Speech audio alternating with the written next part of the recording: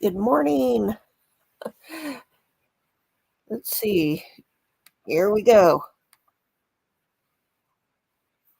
We just want to clear up for the record that the state does not want provocation manslaughter. The state does not want manslaughter, reckless. This is murder and nothing less. So if those instructions are given, that's at the explicit request of the defendant. So I just want to make that crystal clear on the record. Okay. So we're not objecting to it, or that it's lesser included, but I just wanted to clear that part up. Understood. Okay. And we're requesting that they be given. Okay. So I do think there is some evidence to support both. So I will give them. And other than that, sounds like you don't have any other input on the content of the instructions.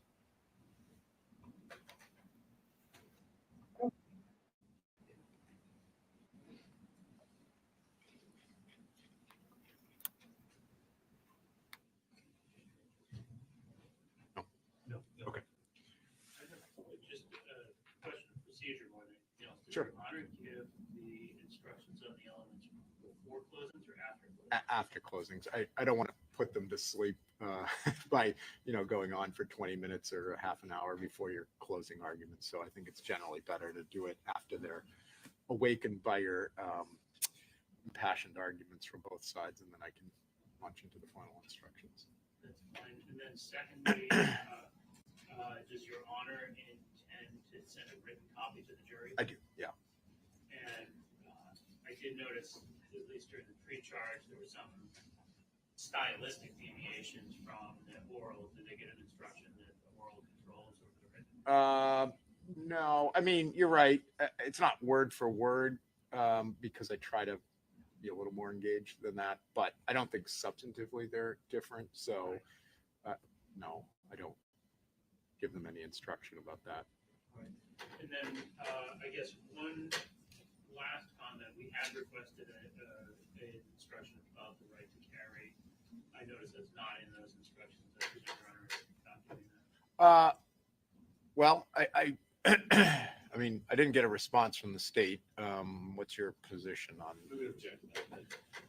Instruct on what is legal. They need to be instructed on the elements and what involves this case. So the legality of whether he can carry it, especially in this case where he's been charged with reckless conduct, and the jury may very well find that he had a lawful right to carry and that he wasn't a felon in possession, but they may find that going to a bar and drinking and carrying a gun is part of that recklessness that goes to his actions. So I don't think it's proper for I think it will just confuse the art. Okay. Faulkner, any response? Yes, he's not. That's not. Well, that's not what he's charged with. He's charged with reckless conduct by means of firing a pistol, not by means of carrying it. The indictment is pretty clear on its face that it charges him with firing it in proximity to occupied motor vehicles and pedestrians. Yeah, I mean, although the total sequence of events, I guess, is relevant to the reckless mental state. But If I may, Your Honor, I would say that, for example, I think it's DeMont Ross is the case where the Jeep took the left-hand turn and motorcyclists struck the Jeep. And in that case, the court had ruled that the state was not allowed to get into whether or not the operator was impaired. However, they were able to consider the consumption of her alcohol as part of her mens rea for that offense. So she wasn't charged with driving under the influence, but the jury was allowed to consider her impairment as part of her mens rea. Similar here, as part of the recklessness of his actions, the jury can very well consider the fact that he had been drinking and was using a firearm while drinking. yeah, no, I think that's correct as a matter of law. It goes to the conscious disregard of a known risk. I guess that doesn't answer the question about whether to give an instruction about the use of the firearm or possession of a firearm. The reason I didn't give I didn't include the instruction as written by the defense is I think it's broader. I mean, it's not a correct statement of the law. I mean, there is no absolute right to carry a firearm. No, First Amendment isn't an absolute right. So Um,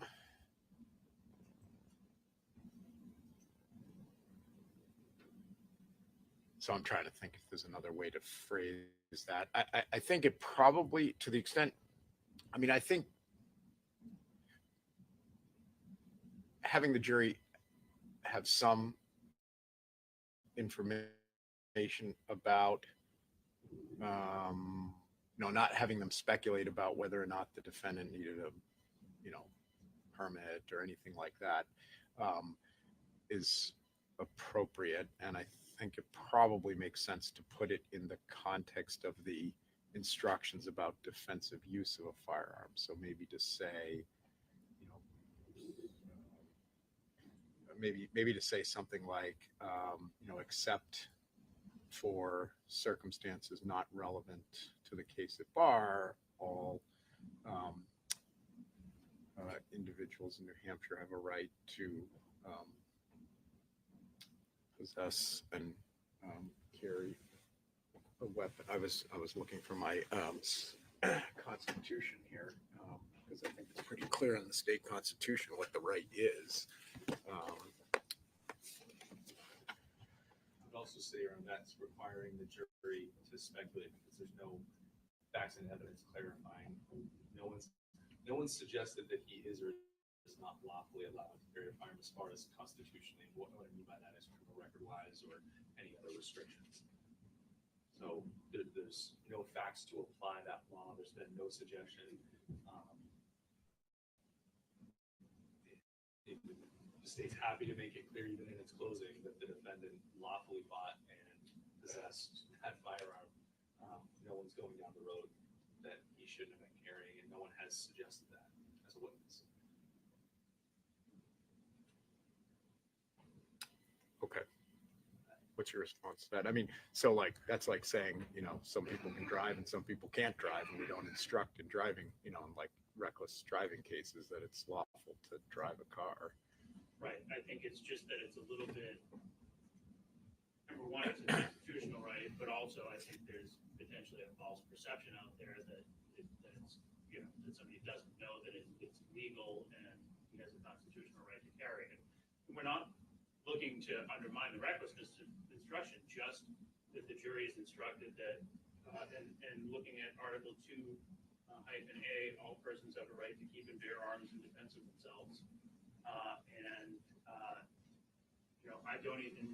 I don't even know if the in defense of themselves needs to be added in, just that, even perhaps just an instruction that there was nothing unlawful about the defendant's possession of and carrying of a firearm, and that they're only to consider that in the circumstances of the case as to whether the state has proven the elements of the offense.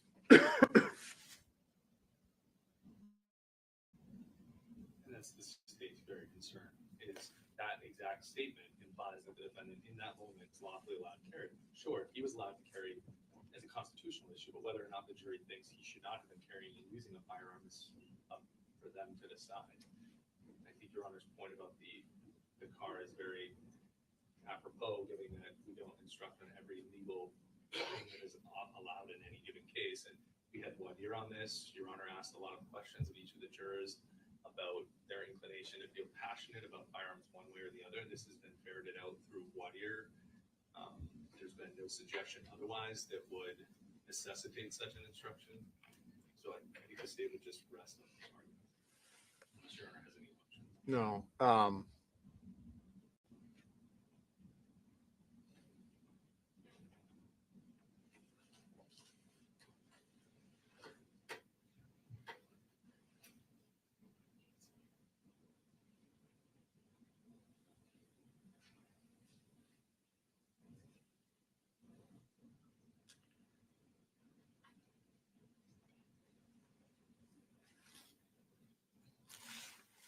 Bear with me a second.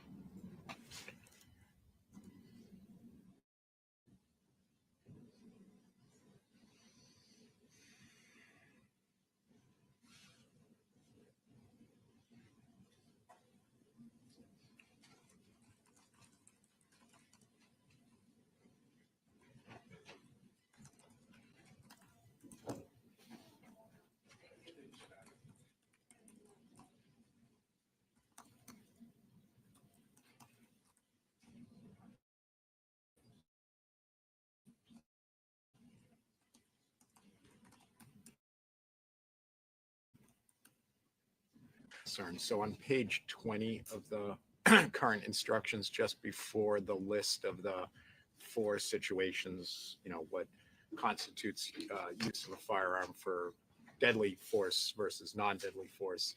So that paragraph would read, except in situations that are not relevant to this case, all persons have a constitutional right to keep and bear arms.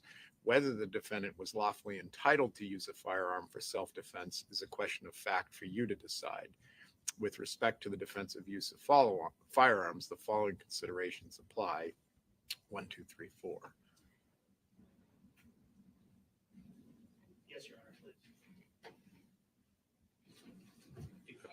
You know our position. Yeah, I know your position. I think that balances. I mean, I think in that situation, it makes clear to the jury, there was nothing illegal for him to have it. Whether he could use it is ultimately a question for them to So I decide. guess in that case, the state would request a similar instruction for Mr. Mendoza's actions on brandishing the pepper spray. Because to the extent that defense has indicated that they're going to say that he is a felon and that he was in possession of pepper spray, which is obviously not unlawful, and it is also not unlawful to use non-deadly force in response to non-deadly force, which is what he did. So the state would ask for a similar instruction about the use of non-deadly force, such as displaying or brandishing pepper spray.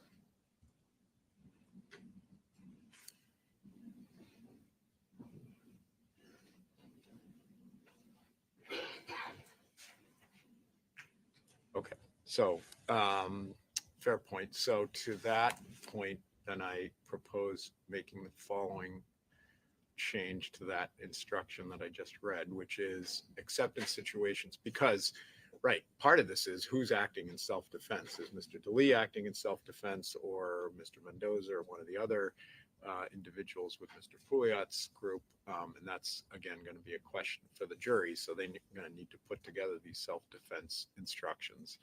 So with that consideration, I would say, except in situations that are not relevant to this case, all persons have a constitutional right to keep and bear arms. Whether a person is lawfully entitled to use a weapon for self-defense is a question of fact for you to decide. With respect to defensive use of a firearm, the following considerations apply. So, okay, so with that, I will print these instructions. And do we have the jury? Okay. Okay, so we'll continue then with the witness. Do you want me to start? Do you want me to read the stipulations first, or do you want to finish? Like, I think you were going to begin, or Attorney Harrington, or whoever was going to do the questioning, Mr. Soldano. Do you want to do that first and then the stipulations, or do you want to read the stipulations first? Does it matter? Okay, that's fine. Should Mr. Soldano be on the witness stand when the jury comes in? Is he? Yeah, okay, just you bring him into the courtroom, that's fine.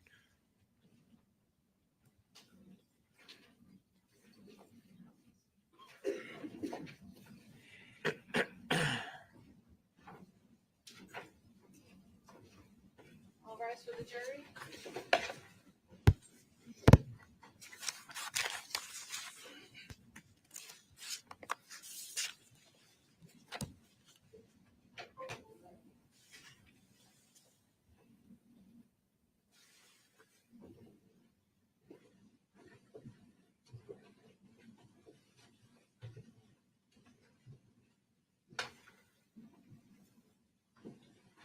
Be seated, please.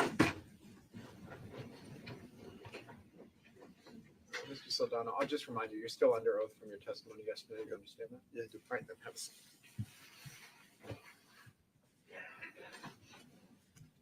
Good morning, Mr. Solano. Good morning. I think you know this, but there's water in front of you if you need it for anything. Thank You know where the microphone is. Yep. My name's Rachel Harrington, and I represent the state. We've met before. We have. And as the court just instructed you, you know that you're still under oath from yesterday. I do.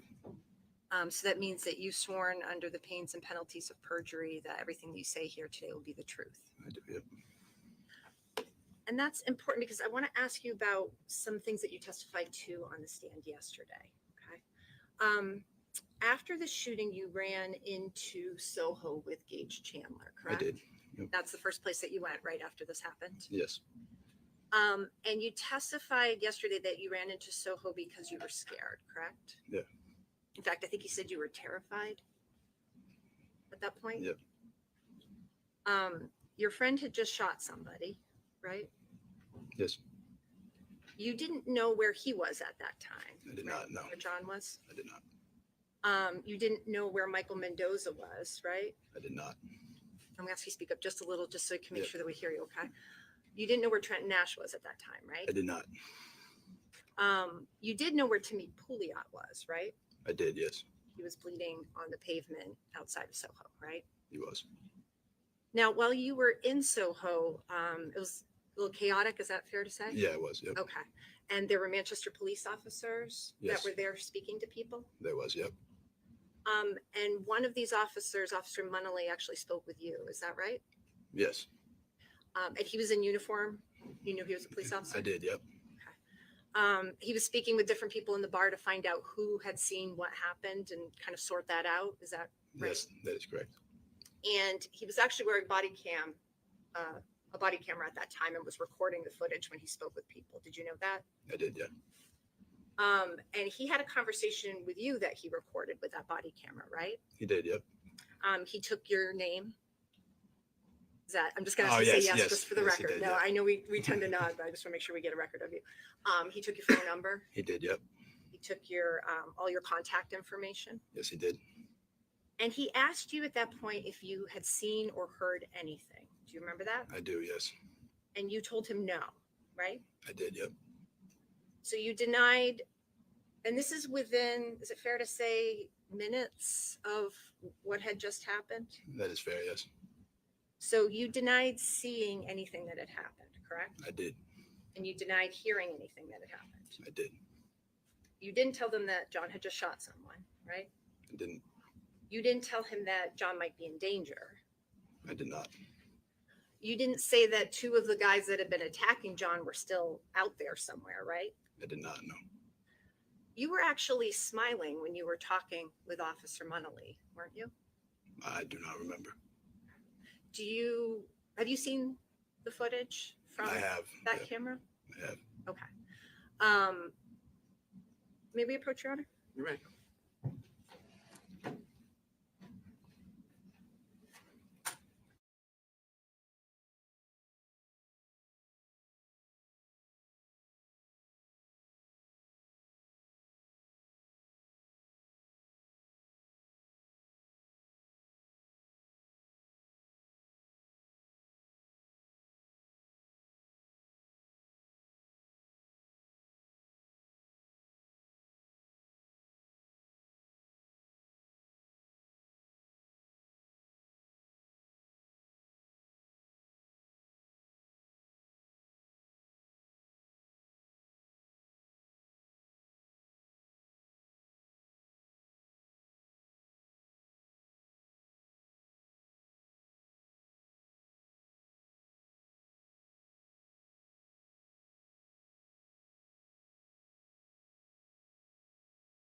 The footage of this body cam footage. When did you see this? I believe it was when I made my police statement. Okay, so your recollection is you think the officer Yeah. showed it to you? I do. So what I'm going to do right now is I'm going to ask you to watch that footage with me. It's going to be a little strange. I'm going to ask you to watch it just yourself, not the jury, Okay. and listen to what's happening on there. And then I want to ask you some questions about it. Yeah. Okay?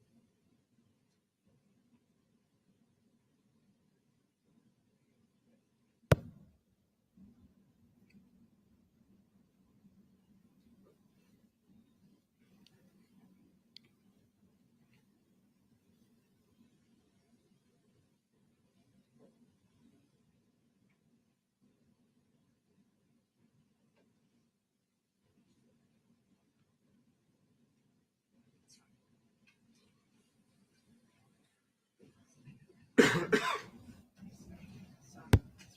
bring this over to you to get. So I'm gonna just have you go ahead and put those on. Adjusted. Is that right? Yeah. Okay. Hold on, let me just make sure. Let me get this back so you can see the whole thing.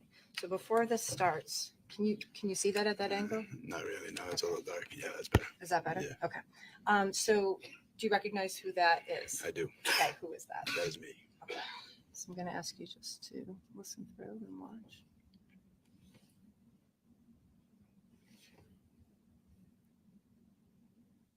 Can you see it still? I know Yeah. I moved it. Okay.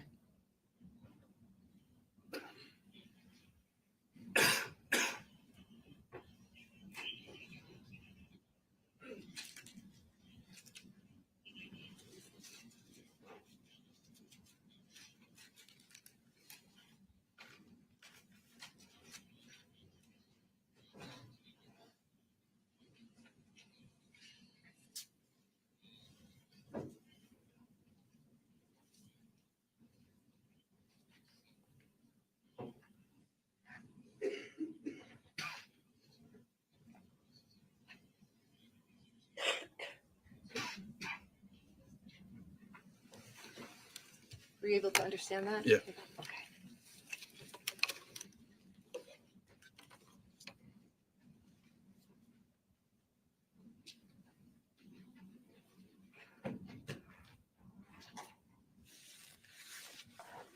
So, Mr. Soldano, when you watch that footage, you're laughing at points of that footage. I correct? am. Yes.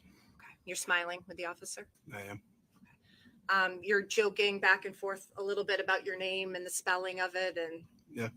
and that kind of context. I am. Yep. Okay. You didn't ask the officer for help at any point in that. Silent Night, only in theaters December 1st. In that interaction, I did not. right? You didn't tell him you were terrified. I did not know. And you didn't ask him to assist in any way with what had just happened with your friend John, I correct? did not know. So, if you don't mind me asking, how tall are you, Mr. Soldano? 6 foot.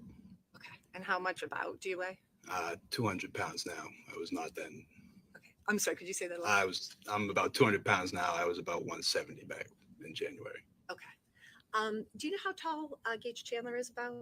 I do not know exactly. I'd probably say about 5'10". It's a little bit shorter than you. Yeah. And you talked about the fact that you've been friends with John Delee since middle school. Yeah. I knew him in middle school. We became more friendly once high school rolled around. And you've continued to speak with him after his arrest in this case, correct? I have. At least 18 times. So does that sound like a That sounds about right. Yeah. accurate? So I believe you testified yesterday, but please correct me if I'm wrong, that you did not see John Delee hit the man with a cigarette when that interaction was happening. Is that correct? I did not. Do you recall giving sworn testimony under oath on a different occasion on April 21st of this year? Yes. And at that time, you said that you saw John punch the man with a cigarette. Is that No, I correct? did see him punch the man with the cigarette. Yesterday, I did not say that I didn't see him punch the man with the cigarette. Okay, I'm sorry. Could you just clarify that for me? Maybe I misunderstood. So I did see him. I didn't see him hit the guy. I saw him take a swing. But yesterday, I did not. I don't remember at least being asked if I saw him hit the man. Okay, so can you describe for me again when you say you saw him take a swing? So I was, Demonstrate for me what you are. Yeah. What you're saying. yeah. So I was behind John, so I couldn't really see if he landed it or not. But I saw his arm come up and go around. Okay, so he was partially blocking your view. Yes. All right, and that's why you couldn't see the end result of. Yeah. All right, thank you for clarifying. And you had said that after that is when things started to escalate and get worse. Is that correct? Yes. I want to ask you about something else that you talked about yesterday. You testified under oath yesterday that after you tried to get John to go down the alley near Soho, you said that you told him to stop. Is that correct? I did. Yep. So I want to be really clear about that, because is it your sworn testimony here today that John Delee turned around in that alley and came back because you told him to stop? I told him to stop. I don't know why he turned around and started coming back. So the shooting happened on January 28th, It did. correct? Okay. On January 29th, the day after the shooting, you spoke with an investigator from the defense attorney. Her name's Amy Wallace. I did You indeed, recall yep. that? Now, she was the first person that you gave a statement to, right? Because we just talked about the fact you didn't talk to the police that night. Correct? She is, yep. And at that point, you knew that John had been arrested, I did. and you knew that it was important to share as much information as you had with her, right? I did, yep. And you gave her a statement at that time about everything that you remembered. I did, yep. And we just talked about how on April 21st, you gave some additional sworn testimony in this Yeah. matter. And at that time, I gave you a copy of this report that Ms. Wallace had generated that talked about everything that you said in your statement, correct? Yep. And you had a chance to read through this all the way then? I did, yep. And I asked you to make any corrections that you thought should be made to this at that time. You did, yep. And you told me this was accurate, right? I did, yep. And there was nothing that should be added to it or changed about it. I did, yep. And you also said that if you remembered after the fact that there was anything different, you would reach out to Manchester PD or someone and let us know, correct? I would, yep. Okay. You never anywhere in this statement said that you told John Delee to stop and come back in the alley. Is that correct? And I know you haven't seen it for a while, so if you want to read it, Yeah, please. yeah, absolutely. And this is, just for the record, this is defense page 15 through 18. So you can take as much time as you want. Just go ahead and read it to yourself.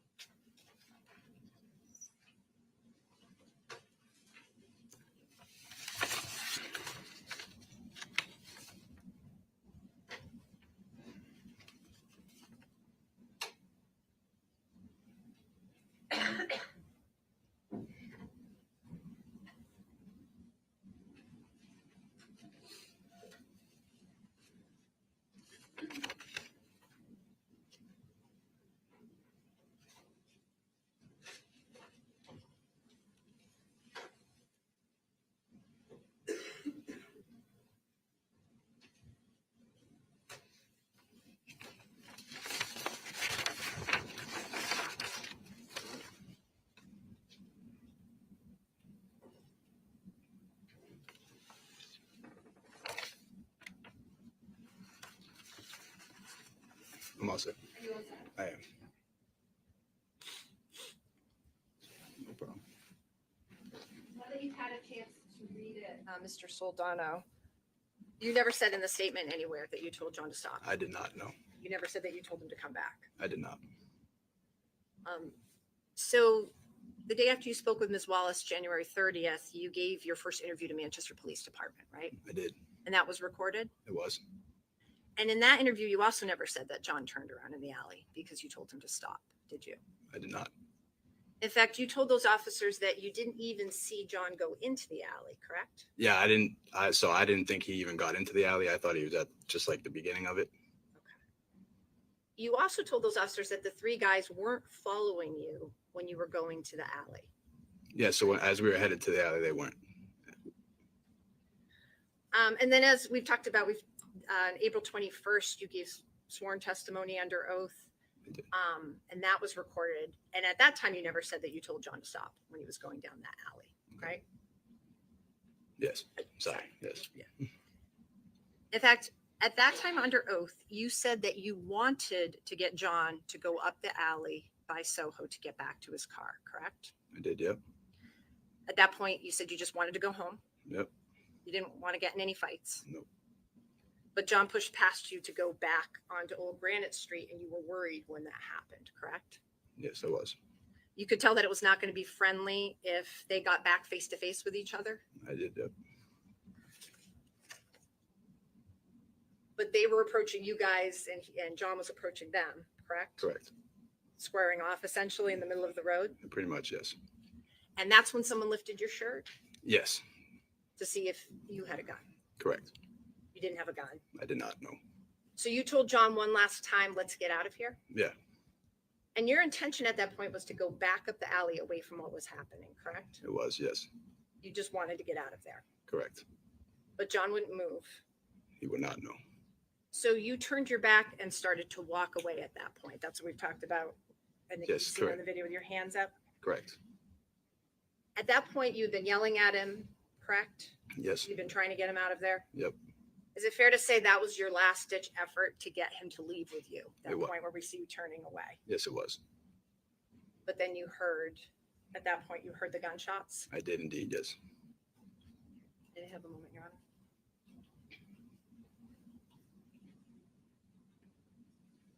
No further questions, Mr. Soldano? Yes, please.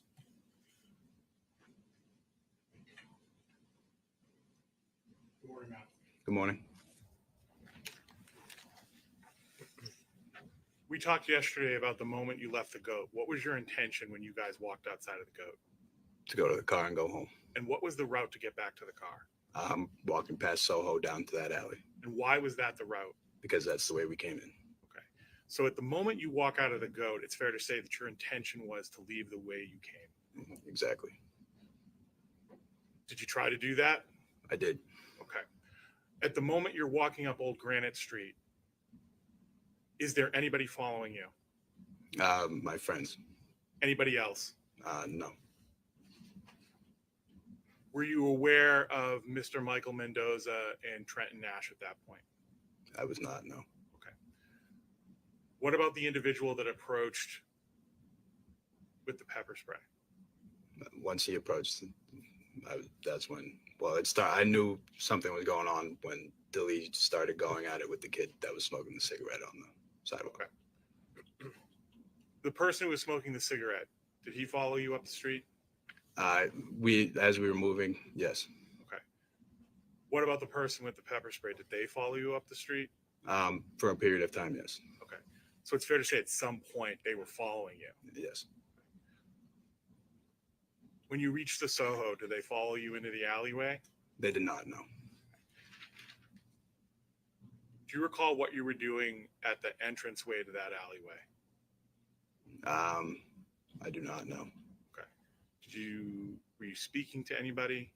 Were you yelling at anybody? I was yelling at Delee after I told him to stop. Okay. Anybody else you were speaking to? No.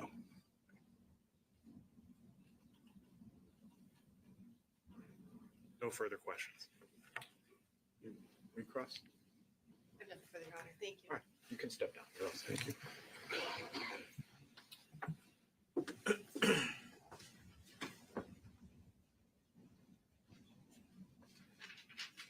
Defense calls Trenton Nash.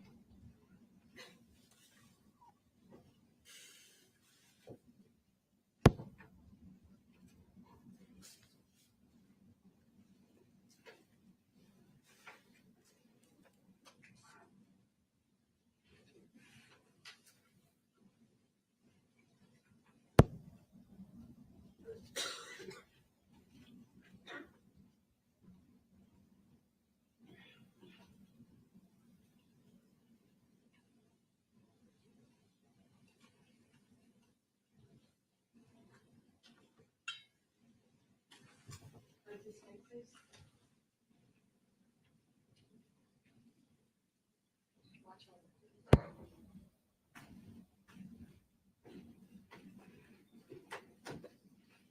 Good morning. Before you're seated, if you could just raise your right hand, please. Do you solemnly swear the testimony you're about to give will be the truth, the whole truth, and nothing but the truth, so help you God? Yes. All right, have a seat. Good morning, Mr. Nash. Good morning. My name is Benjamin Faulkner. I'm a lawyer for Mr.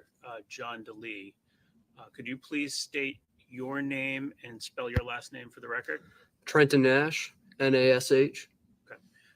I'm going to be asking you some questions, and then an attorney from the state may ask you some questions as well. Yes, sir. We've never met before, right? No. And prior to January 27th of 2023, you had never met John Delee before, correct? Correct. You didn't know him or any of his friends, right? No. How old were you on January 27th? I was 21. And you live just outside of Portland, Maine, right? Correct. But you had come down to meet with Michael Mendoza, right? Yeah. How long had you known Michael Mendoza? At that point, probably about a year. How did you meet him? I met him through some other friends. Did you know Timothy Pouliot as of January 27th? Not quite. He's somebody that I've met before, but it's not like the same time frame, time period. Fair to say that you knew him through Trenton Nash. Through Michael Mendoza. Yeah.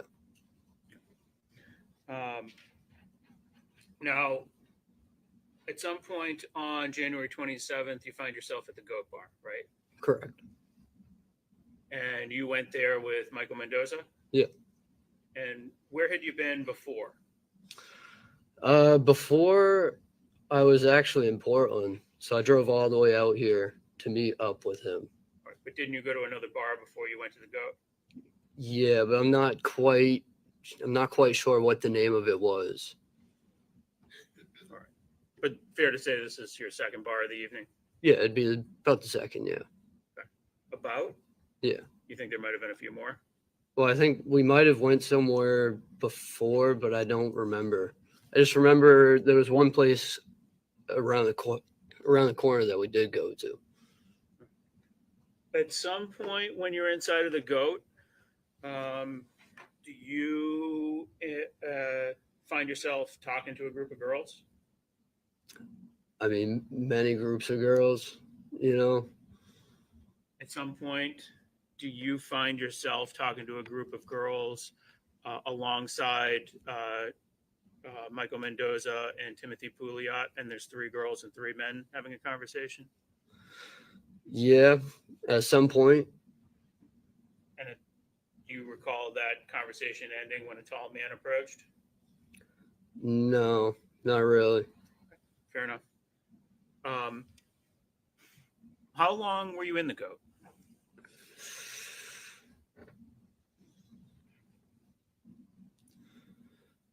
That's a hard time to remember. No, just give me your best estimate. I'd say probably 45 minutes to an hour. And you're there. Well, who are you there with? I was there with Michael. You're not there with Timothy? No, not necessarily. I never really talked to him much, It was kind of first introduction and then ongoing.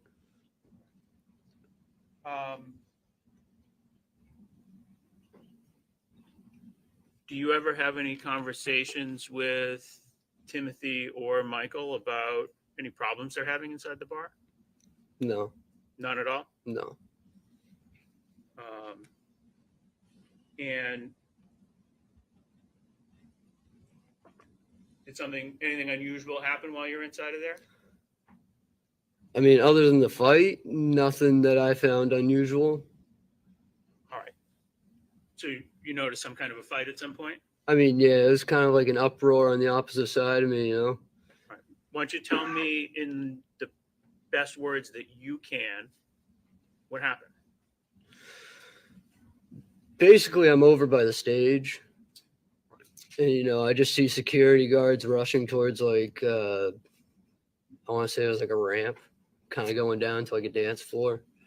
And after that, I mean, I see Mike getting escorted out by a security guard. So I follow him because, I mean, that's the guy that I was with. All right. So how far away are you from the ramp at that point? Probably from me to like the first row of the seating. Okay. So you don't have to adopt what I have to say. Just let me know if I'm right. Would you estimate that's maybe about 20, 25 feet? I'd say so, yeah. And so do you see the fight? No, I didn't even realize that there was a fight at first. The only thing you noticed is Michael was getting escorted out after something happened. Well, yeah, there's something that went down. There had to have been, you know. So I kind of just followed afterwards.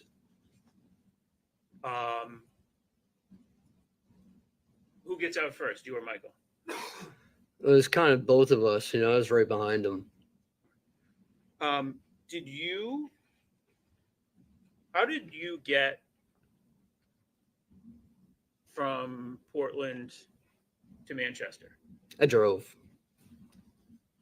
What kind of car do you have? It wasn't my personal car. It was my brother's car at the time. What did you drive? It was a Chevy Cruze. Okay. Where did you park it? It was right over by the first bar that we went to. How'd you get from the first bar over to the Cove? I ended up walking.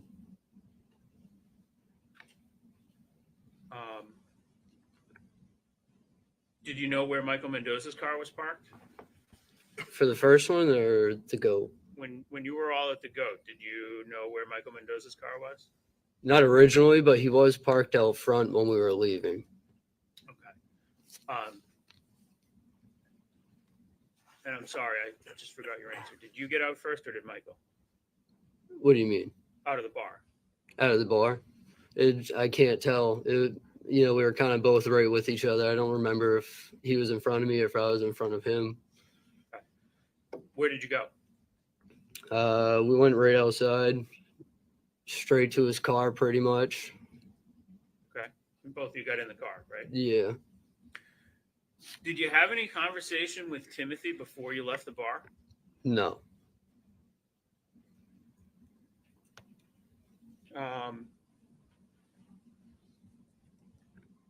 So when you guys get into the car, what's the conversation? There wasn't really any conversation. And I was having a lot of anxiety, so I got out to smoke a cigarette. At the time, I had injured ribs. Try to listen to the questions and answer the questions. So you didn't have a conversation with Michael Mendoza while you were inside of that car? No, there wasn't really any conversation. And does Michael allow smoking in his car? No, he doesn't. Did you tell him you were getting out to smoke a cigarette? Yeah. What was the plan? Were you going to go somewhere in his car? I mean, he was going to originally, if I was too, you know, wasted to drive, he was just going to drive me back to his house. But, you know, everything went down, so it kind of ended differently. When you got into Michael Mendoza's car, your understanding was that he was going to drive you somewhere, right? Yeah. But instead you decided to get out and smoke a cigarette first. Yeah. And when you got out to smoke the cigarette, where'd you go? I just went right back across the street. There was a snowbank right next to the car that I wasn't able to stand on at the time. Was the sidewalk on the other side of that snowbank clear? Yeah, but it was pretty icy out. You know, on that side, it was pretty icy. It wasn't as big of a sidewalk on that side. So you decided to cross the street and go back to the other side? Yeah. And there was somebody yelling over there, right? Yeah. And without getting into what he said, he caught your attention with his yelling, right? Yeah. And you were upset about whatever he was yelling?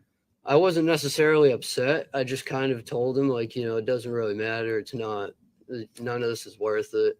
I originally didn't even know who that was at first. and then 2 and 2 kind of clicked. So at some point you realized he was the person that had been in some kind of scuffle with Well, yeah, Michael? when the group on the sidewalk started yelling at me, that's when it kind of clicked, and then a lot of things just happened fast. All right. Now, I just want to go backwards a little bit. Or strike that. You were aware that Michael Mendoza was wearing rings that night, right? Yeah. On both of his hands? I don't know exactly what hands they were. I don't really pocket watch. But you remember he was wearing rings. Yeah. At some point, the police asked you about that, right? Yeah. And they had asked you whether he had any weapons, right? Yeah. And you said, I don't know if this counts as a weapon, but he was wearing rings, right? Yeah. But it doesn't count as a weapon. At least I don't think it does. Oh, now you think it doesn't count as a weapon? Well, I don't know if it is or not, But when you were asked whether he had any weapons, you felt the need to disclose that to the police, right? Well, I mean, if it is a weapon, that's something. But at the same time, in my mind, it's not really a weapon. Okay. So, did you have any weapons that night? No. None at all? No. Fair to say the conversation with the tall man goes rather poorly? Yeah, it wasn't the best. And by the way, that tall man, he's that man's sitting over at the second table to my right, right? That's correct. Mr. John Delee, right? That's correct. So how did you realize that he was the person who had been in a scuffle with Mr. Mendoza? Mainly what he was saying, just going off of what he was saying. And he was making derogatory comments about him. Is that why? Yeah. Okay. But I mean, I can't say who it was aimed towards, at the same time. Was he telling you to get lost? No. Did he push Not you at some necessarily. Push? Yeah. No, Give you a he shove, right? he punched me. He punched you? And then he tried shaking my hand and then he punched me again.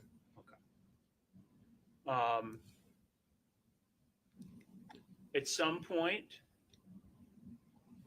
did Mr. Mendoza become involved in this interaction? Well, yeah. He saw me getting assaulted. So, as a good friend, you're going to go up and help your friend. All right. And he came over with a can of pepper spray, right? Yeah. And held it right into John Delee's face? He wasn't right in his face. He was probably about 6-7 feet away. But he held it up at face level, right? I wouldn't say face level. There's a good height difference there. Okay. He pointed it at him, right? Yeah. And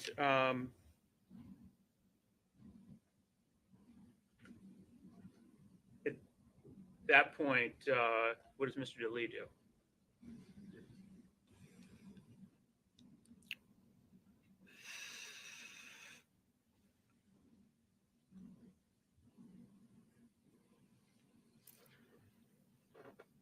I want to say he started stumbling back and then he pulled the gun out. Dropped it on the ground, right? Yeah, but it's kind of like a drop on the pull out of the waistband. It wasn't something that I had a firm grip on and then placed down. It was more of I stumbled it. All right. And after he dropped it, what did he do next? Picked it right back up and kept yelling right at us. What was he yelling? I can't give exact statements. I don't remember exactly fully what he was yelling. Something along the lines of, get away from me, I have a gun, right? No, he didn't state that he had a gun at all. Okay. But he was holding it. Yeah, he was holding it. And was he telling you to get lost at that point? Yeah, I mean, at that point, but, you get assaulted, you're going to be a little frustrated. So right around that point, is that when John walks away with his friends? He didn't really walk away. It was like a backward strut. So he struts backwards. And then he turns around and walks up the sidewalk, right? I wouldn't necessarily say he walked up the sidewalk. You know, he was still talking to us the whole time. What's he saying? I can't remarkably put down what he was saying. You know, I don't really remember too much conversation from that night, as I was heavily influenced under the alcohol. So a lot of words just kind of jumbled up in the brain. So I don't really remember the conversations that were going on at the time. How many drinks did you have that night? Pretty good amount. How old is Michael Mendoza? I want to say 39. This is as of back in January. Probably 38 in January.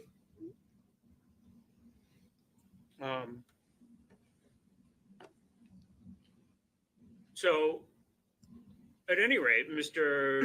Delee is moving up along the sidewalk, right? Correct. And where do you and Michael go? I mean, we're on the other side of the street, and we kind of just keep walking parallel with them. You know, but both parties are yelling at each other, so it's What are you yelling at the time? pretty much like that. It was uncalled for. The punches in the face, it was uncalled for. You know, Fair to say that Mr. Delee and his friends are out ahead of you and Mr. Mendoza as you're moving up the street? yeah, but not too far.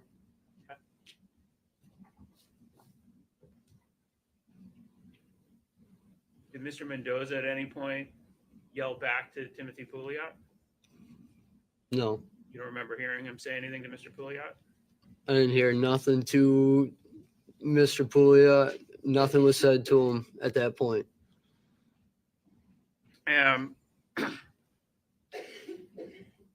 At some point, you left the roadway, right? Not necessarily. I mean, it kind of all happened in the middle of the road. You don't remember going into a parking lot or something along those lines?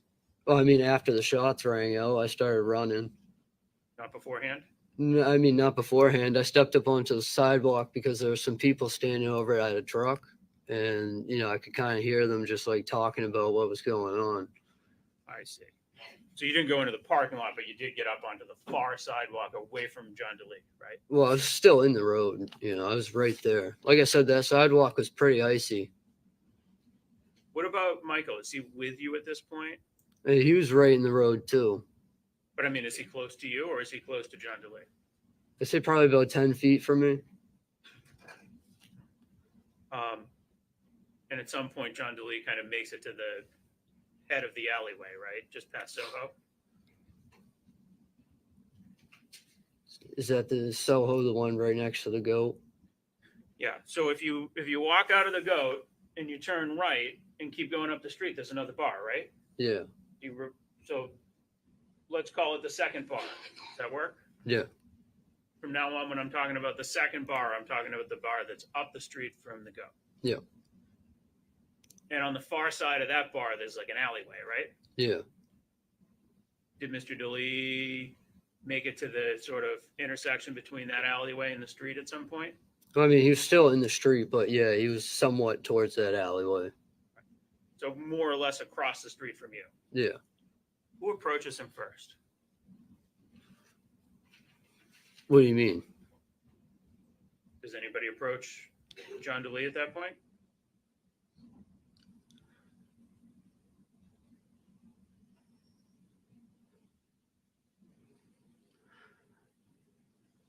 Like come up to him? Yeah. I think Timmy did. So you stayed behind on the sidewalk while Timmy approached him first, right? Yeah, I mean, I was kind of focused on, there's a group of kids over by a truck that I was kind of focused on. You know, so I don't really recall who was up there first, you know. But after Timothy approached him, then you and Michael also approached, right? Not necessarily approached. It was more of like we were still standing there talking, you know. What's the conversation like at that point? I mean, even if you don't remember exact words, what's going on there? I mean, pretty much both sides going at it. One side saying, stop, and the other side saying, put the gun down. There's no need for the gun. So who's saying stop? He had a few friends that were off onto the sidewalk, and there was one with like longer hair. And he was yelling to stop Yeah. to you guys or to Mr. Delee? I think he was yelling at him, but I'm not too sure, What's Mr. Delee saying? He's at that point, I can't really recall what he was saying. Somehow, all six of you come together, right? Yeah. Was it you or Mendoza who said it's New Hampshire pussy, we all have guns? I don't recall that being said at all.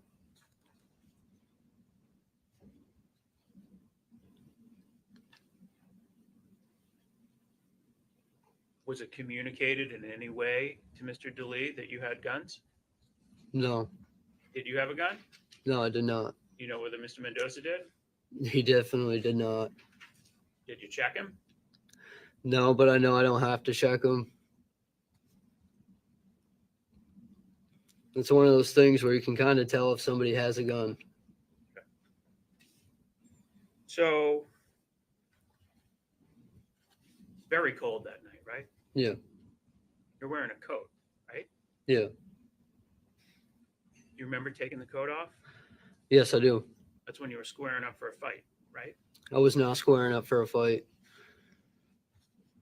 Did you take off your coat because you were hot? Pretty much. Like I said earlier, I did have a rib injury. So my ribs at that point, all the movement going on was just kind of firing up right up on the inside. So, that's the only way that I could get it down. It just wasn't squaring up for a fight. I was pretty much trying to tell him, like, there's no need for any of this. Do you remember searching the guy with long hair for a gun? I didn't search anybody. You don't remember lifting up his shirt and asking him if he had a gun? I didn't search anybody. I didn't say the word search. You don't remember lifting up anybody's shirt? No, I didn't. At some point, Mr. Delee standing in the middle of the roadway with Timothy Pouliot facing him. You remember that? Yeah. And to the left of Mr. Pouliot is Mr. Mendoza, right? Correct. And to the left of Mr. Mendoza is you, right? Correct. So you kind of have like a little semicircle going on around Mr. Delee, right? It wasn't a semicircle. It was a, shoulder to shoulder. We were all standing together. And the tall guy with long hair, you remember him turning around and walking away with his hands on his head? Yeah. You remember why that happened? Not necessarily. And then the other guy that was with Mr. Delee, do you remember where he was at that point? No. I mean, after that point, I didn't see him at all. By the way, when exactly did you take off the coat? I don't remember exactly. I just know that it was after I started walking. When I started walking further up the street, that's when it came off. Left in the middle of the street? Pretty much, yeah. Because of your rib injury. Yeah. How come you didn't go put it back in the car? I don't know. Were you worried it was going to get stolen? Not necessarily.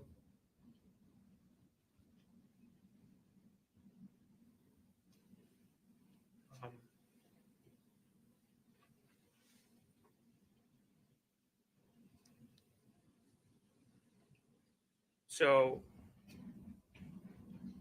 when you're standing shoulder to shoulder facing Mr. Delee, at some point, we'll strike that. When you're standing shoulder to shoulder to Mr. Delee and Mr. Soldano or the other man with long hair is walking away with his hands on his head, what is being said between the three of you and Mr. Delee?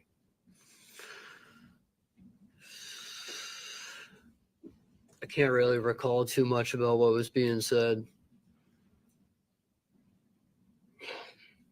Well, do you remember Timothy punching Mr. Delee in the face? Somewhat, not too much. A lot of that night has kind of faded away, but as I can say, I can't really recall too much of the conversation that was going on. Mr. Delee didn't do anything to cause himself to be punched in the face at that moment, did he? I have no idea. Not to me, at least. He didn't do anything to me, at least. So, Yeah. You didn't see him do anything to Michael Mendoza at that point, did you?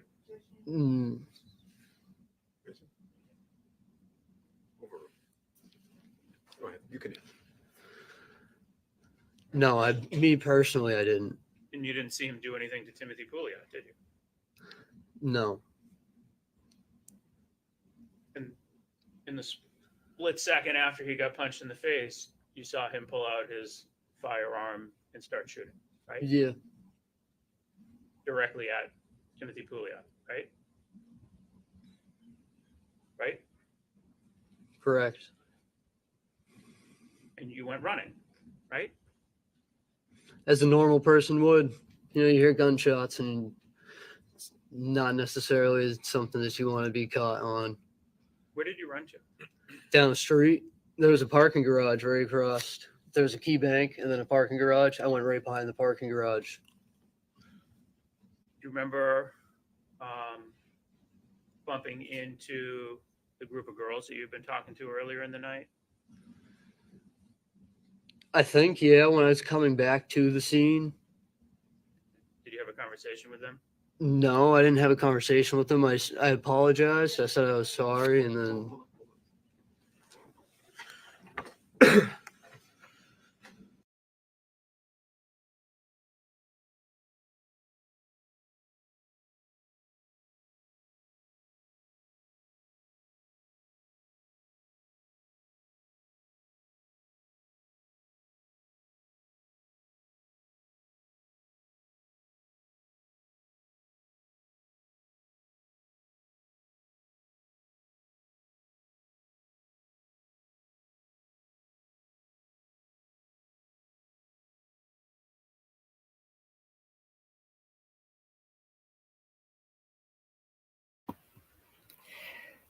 So In far, the case that one side or the other objects, and before they can rule on the objection or before they can get up to object, the witness answers a question. And so when that happens and I sustain the objection, and in other words, I rule that the answer is not admissible, that testimony is stricken from the record. So the witness's last answer about what was said as he was returning from the parking lot is not to be considered by you as evidence in the case. It's not admissible. Okay.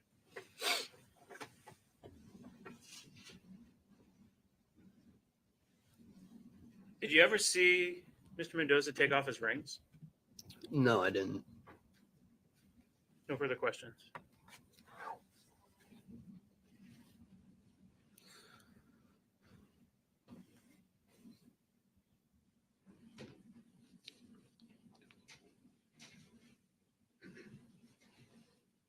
Good morning, Mr. Nash. Good morning. My name is Rachel Harrington, and I'm an attorney for the state. We've never met before, correct? No. Okay. So I just have a few more questions for you other than what Attorney Faulkner was just asking you. To start off, what's your height? I say about 5'10", 5'11". Do you mind if I ask you how much you weigh about? Roughly 135, 130 pounds. So you've been asked a lot of questions about what was said in those final moments when you and Michael Mendoza and Timmy are up there with the defendant and the man that you described as having long hair, who's a friend of the defendant. Correct. And up at that corner. I know you don't remember exactly what was said, but can you describe for me what the defendant looked like, what his demeanor was like? I mean, the demeanor was, you could see the anger. It kind of just poured out in anger instead of like how a normal person would be content. if I'd have to describe it, it was kind of barbaric. Objection and motion to strike. Overruled.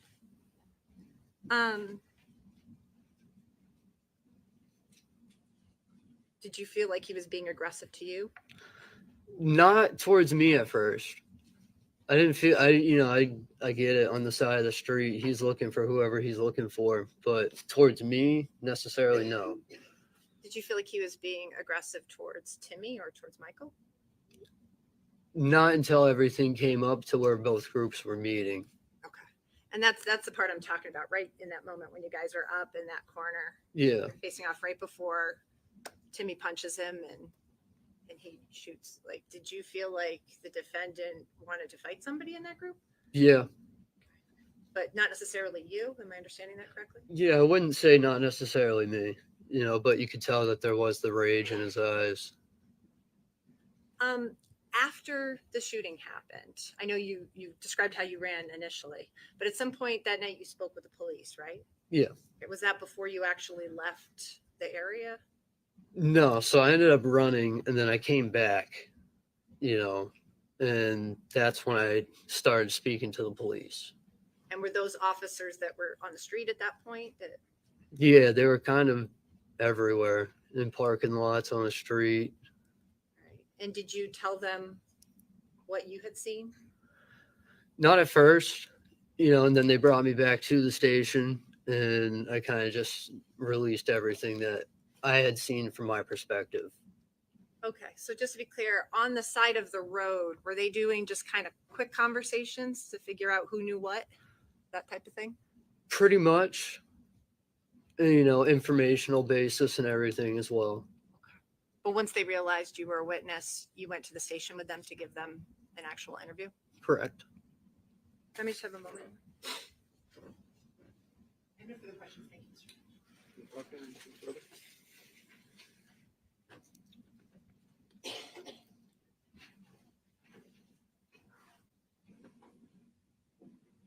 So you felt that the defendant was aggressive and angry during this last sort of meeting?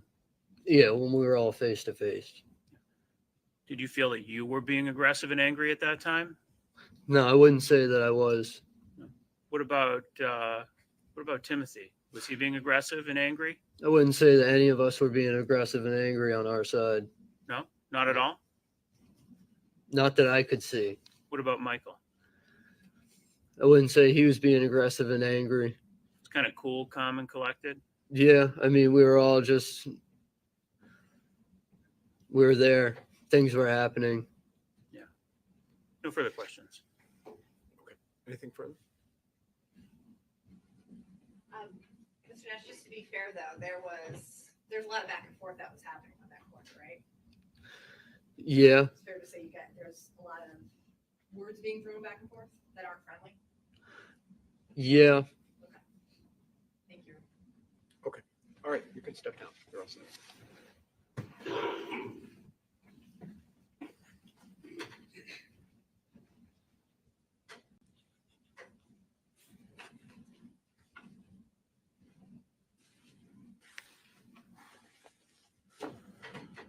Next call is Michael Mendez.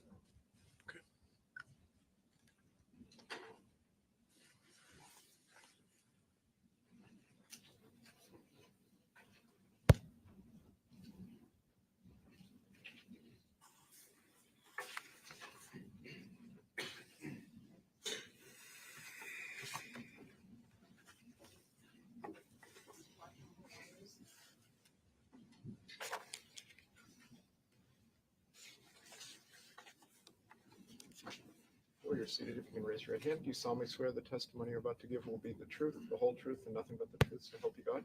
Yes, Your Honor. Please have a seat.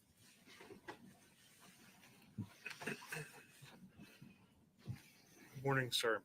Morning, State your name for the record, please. Michael Mendoza. Michael, my name is Patrick. Have we met before today? Briefly in the hallway on Tuesday.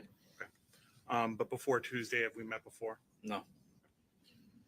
Michael, I want to bring your attention back to January 27th of 2023, that's January 27th of earlier this year, into the early morning hours of January 28th. Do you have a memory of that time period?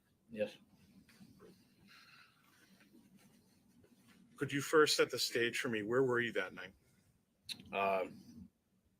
And man, The Vegas Golden Knights are on Utah 16. Find where to watch at utah16.com. I was at McGarvey's. Where's Well, McGarvey's? McGarvey's is on Elm Street, and also walked from McGarvey's to Imperial, which is also a bar on Elm Street, and walked from Imperial to the Goat. Were you with anybody? At McGarvey's, I ran into a couple friends of mine. Yes. Okay. What about at the Go? Were you with anybody? Yes, we all walked down to the Goat. When you say we all, who was with you? At McGarvey's, I ran into a friend of mine, Adam, and his friend Alex, and me and Trent Nash. We went to McGarvey's together. He picked me up from Granite Street from my car that I parked at. Fair to say at some point you end up at the Goat. Yes. Who was with you at the Goat? Me, Trenton, Alex, and Adam. Did you meet up with anybody else at the Goat that you knew? Just people that I know from the town. Sorry, I'm having a hard time hearing. If you could just slide yourself forward, there's a mic right in front of you. That'd be great.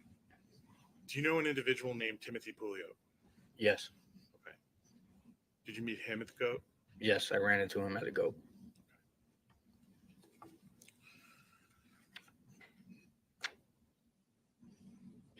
Do you recall what time you arrived at the Goat?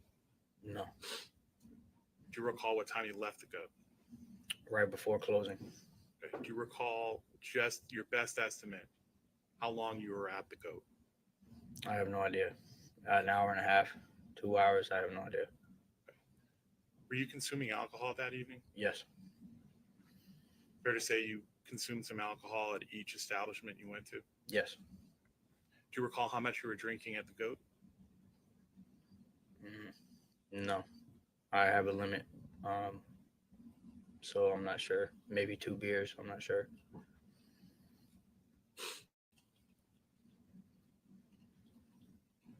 I'm going to ask you some questions about Timothy Pouliot Yes. at the Goat. Do you recall at some point standing with Timothy speaking to a group of girls or young women? Yes. Do you recall where inside the Goat that was? It was at the end of the rail. The And when you say the end of the rail, what other things are around that to sort of give us a sense of what the scene looks like? beginning of the dance floor. Were you there alone with them? It was me, him, and Trent Nash. And how many girls were there again? How many young women? 3. And you were having a conversation with them. Talk to me a little bit about that. We was just conversating. At some point, did a larger individual come down the ramp towards that group? I didn't notice that. I didn't notice. You didn't notice that. You didn't notice at any point Mr. John Delee walking down the ramp towards that group of girls? No. At some point, did you move away from the group? Yes, at some point I left the group. Either I don't know, I might have went and grabbed another drink. I'm not sure, but I left the group. Were you with anybody when you left the group? Or I did you believe leave I on was your with Trent. Okay, you believe you were with Trent. Did Timothy follow you? No. Okay, so Timothy stayed. Yes. All right. Do you recall what Timothy was doing when you left? He was just communicating with the girls. They was just talking. Okay, you didn't see him communicating with anybody else. No. So at this point, you think you may have gone to the bar to get another drink? Yes. Do you run into Timothy again within the next 5 or 10 minutes? Yes. Where was that? I'm not sure exactly where we were standing. Okay. Is it possible you were up at the bar getting a drink, or were you someplace else? Possibly. I'm not sure. Did you have a conversation with Timothy at that point? Yes. Now, you said you were with a group of girls, young women, earlier. That group come up to you again or come up to the bar during that period of time? I can't remember. You were having a conversation with Timothy at this point. Yes. All right. Were you having a conversation with Mr. Nash as well? I can't remember. Do you know if he was present for that conversation? Possibly. I'm not sure. Timothy tell you anything about his interaction with the young women? No. No. Did he tell you anything about a conversation with Mr. John Delee? Yes. I did not know who he was referring to. Okay. But maybe hey, I had a conversation with a bigger guy. Yes. Okay. What did he tell you? He said that someone tried to fight him. Somebody tried to fight him. Okay. What did you say to Timothy when that happened? I told him to forget that guy. We're having a good night. And we're going to the strip club after. Okay. So you were going someplace else after this, right? Yes. And Timothy was going to come along with you? Initially, no, but I invited him at that point. Okay. Do you believe he was going to come with you? Yes. Where do you go after you have this conversation? Back down to the dance floor. Okay. Are you present when Timothy is talking to you about how he's a professional fighter? No. And you're not present when he says he's going to knock Mr. John Delee out? No. And you told Timothy at that point that you'd be happy to knock Mr. John Delee out? No.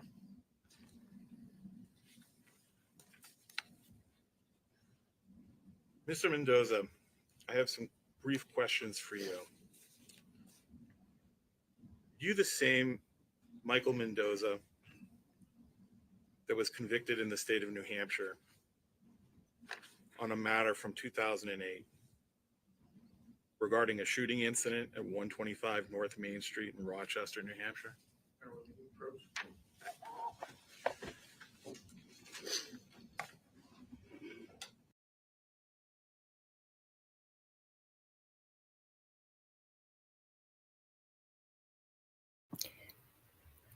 Okay, normally your prior conviction isn't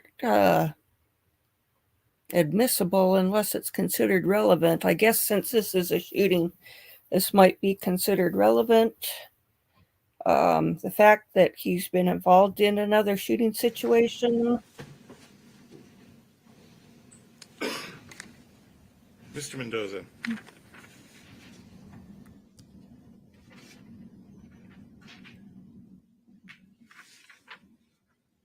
do you recall being indicted in the state of New Hampshire in 2008?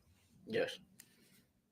Do you recall that the indictment that you faced in the state of New Hampshire in 2008 was an indictment for falsifying physical evidence?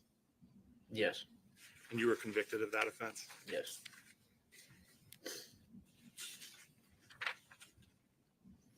And do you recall as well being indicted in the state of New Hampshire in 2008 for the crime of tampering with a witness? Yes. And you were convicted of that offense? Yes. And do you recall being indicted again in the state of New Hampshire for the crime of tampering with a witness in 2008, again, for a different incident regarding a lease? I'm not sure. Your name is Michael Mendoza? Yes.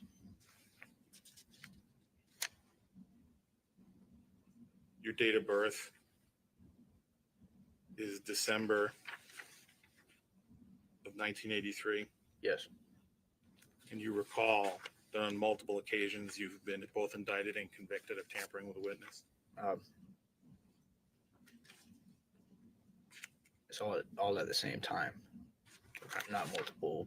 So there are multiple indictments for tampering with a witness Yes, and multiple convictions for tampering with a witness. yes.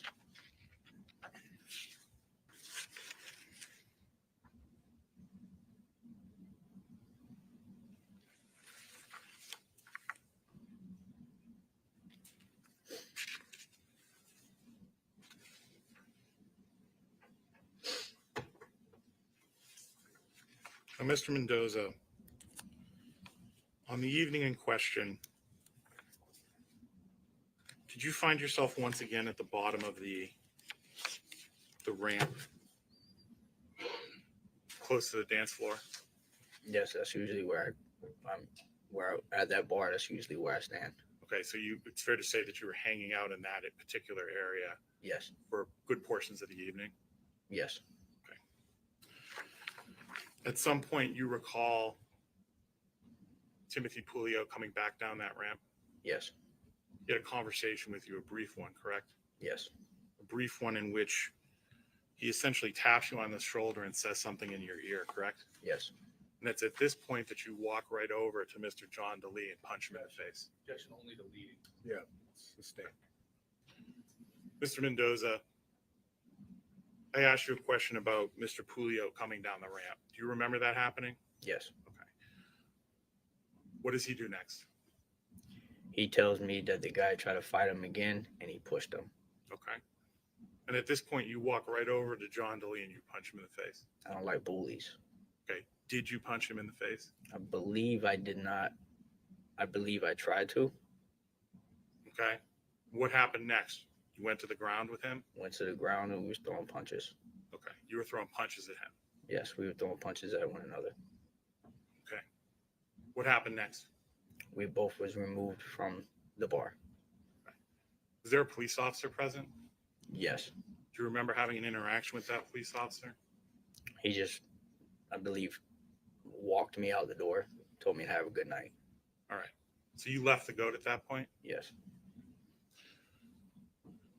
Where do you go after you leave the goat? I went directly across, went to my car. Who are you with? Trent Nash. Do you recall where Trenton Nash was with you when you left the goat? Trenton doesn't know anyone in Manchester. He came out, asked me to come out with him, and he followed me along with me. All right. To go back. His car wasn't parked there. His car was parked at McGarvey's. All right. Is McGarvey's on Old Granite Street? About a 10-minute walk. It's a 10-minute walk from Old Granite Street. Yes. You said you went out to your car. Did you get in your car? I got in my car. Okay. Trenton got in your car too? He was trying to get, I parked too close to the snowbank. He was trying to get in the car and he wanted to smoke a cigarette, which I don't allow in my vehicle. All right. So he didn't get in the car? He started getting in the car, yes.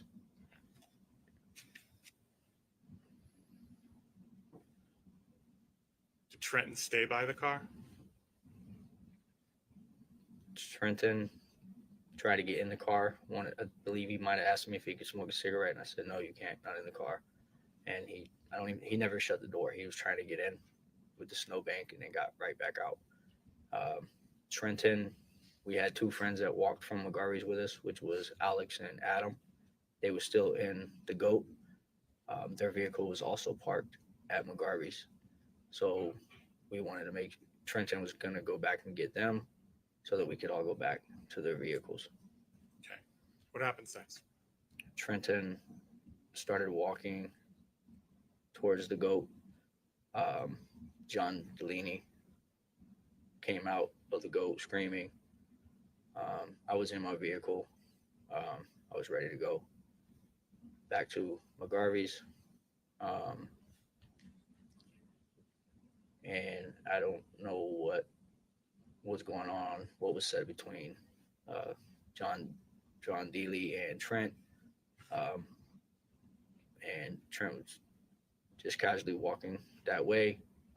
Trent later told me what was said between them. And I was watching and I witnessed John Delee punch Trent in the face. Okay. What did you do now? I believe I took my coat off at that point, and waited to see what was going on. Didn't know if it was just let it cool down, if the guy was going to keep going or what. And then he struck Trent again. And at that point, I got out of my vehicle. You said you took your coat off. Is it cold out? Yes. Snow on the ground? Yes. Is it icy out? I guess so. What do you do next? I got out of the vehicle. I walk over. John was yelling at Trent. And I pulled out my pepper spray and told him to back off. So at this point, John's yelling. Yet he had already assaulted him twice. Yeah, but he's yelling at him, right? Yeah. You said you had pepper spray in your hand? Yes. You had it in front of you, behind you, in your pocket? I had it in my hand. I walked over to him and I told him to back up. You pointed it at Stop. him. Yes. What happened next? Told him to back off. I was going to spray him. Okay. I didn't know if he was going to continue attacking Trent. Trent's not a fighter. He's a humble kid. Where's Trent at this point? Probably, I don't know, standing there somewhere. At that time, Is John actively punching Trent when you walk up with the pepper spray? he punched him once, waited a couple seconds. I believe Trent tried to shake his hand or something, and then he punched him again. And there was no telling if he was going to keep retaliating or what was going on. Trent had nothing to do with any of the situation. At the moment, Michael, I'm going to ask you to speak up as best as you All right. can. Could you repeat your last answer? I wasn't sure if he was going to continue hitting Trent Okay. or anything. At the moment that you walk up, Yes. is John actively punching Trent? No. About how many people are on the sidewalk with John? 5, 6. Are any of them pushing or shoving anybody else? No one else. They were just yelling at John. What happens when you point the pepper spray at John? I told him to back up or I was going to spray him to stop. And he pulled out a gun. Okay. And said if I spray him, he would shoot me. Did he drop the gun? He pulled the gun out, dropped it, picked it back up, and at that point I backed up and I believe he racked the gun. At some point. Well, what does John do next? It says he was just yelling. His friends told him, go, put the gun away, go, go, go. Did And that happen? Did they go? they started walking down the sidewalk When you say they're walking down the sidewalk, what direction are they going?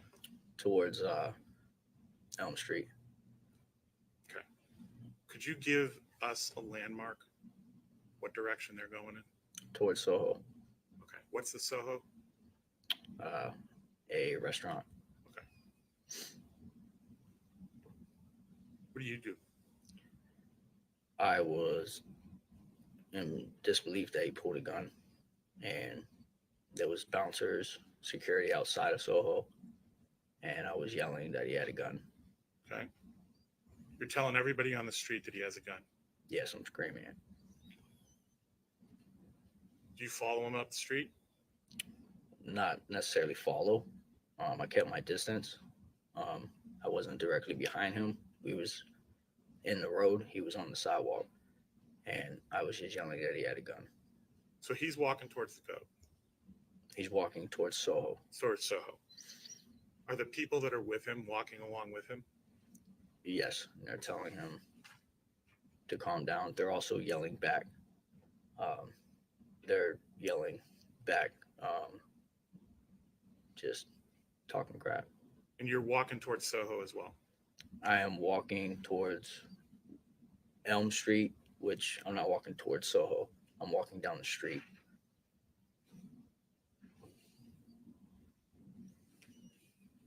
Are you walking in the direction of Soho? No, I'm walking on the main street on Granite Street, and they end up hitting the corner right there at Soho, and went down the alley, and it was me and Trent Nash, and we broke off, and now we're gonna walk back to Trent's car, and we went to the Bank of America or whatever the bank parking lot. We went the other way. Went the other way. Yeah. Where's Timothy while all this is going on? I did not know where Timothy was at. At some point, do you meet Timothy on the street?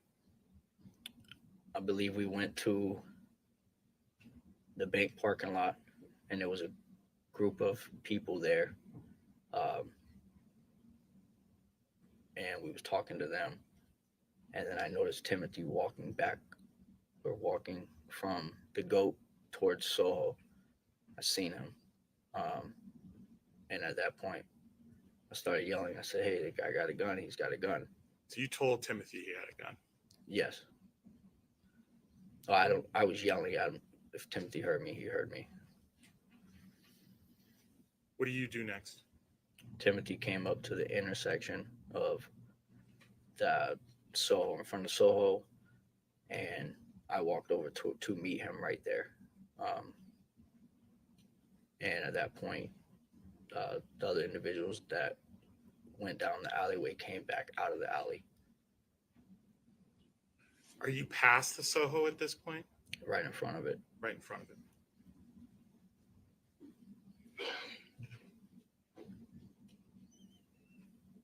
And Timothy's right next to you? At that point, Timothy's right next to me. I believe everyone just met right there simultaneously. Okay. Who else is with you? Trent and Nash is with me, and that's it. You said a group met. Who else is with John? There was two guys that were with him. I don't know the names. One was wearing blue. He was yelling and screaming along with John. The other individual was initially yelling, and then at some point he didn't want nothing to do with any of it. Sorry, I didn't hear that. At some point he wanted nothing to do with it with other individual because John wasn't calming down.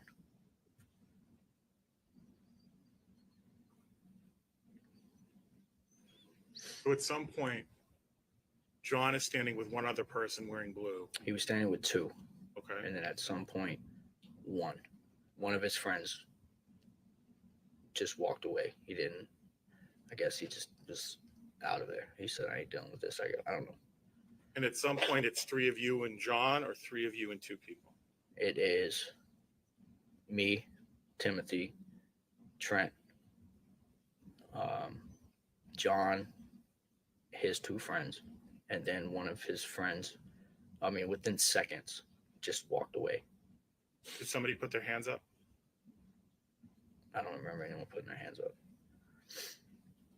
You were there, right? Yes, I was there. You were really close. I was right there.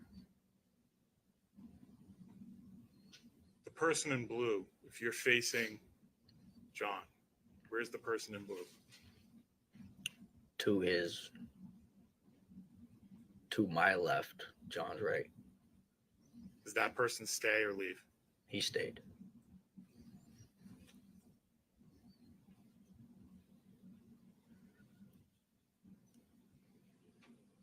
Does John push or shove anybody at this point? No, he was just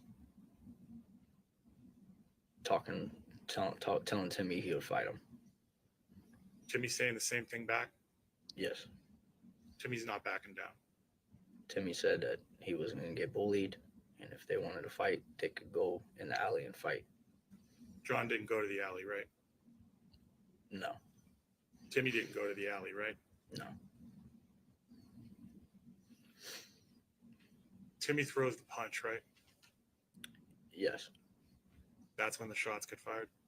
It was simultaneously to a statement that John made. I want to take this in order. Does Timmy throw a punch? Yes.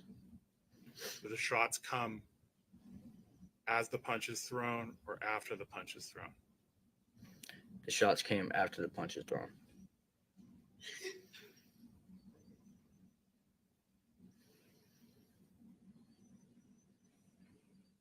What do you do next? I back up. You back up. Do you stay there? I went behind a vehicle. At some point, the shots, did they stop? Yes. It was quick, right? Yes.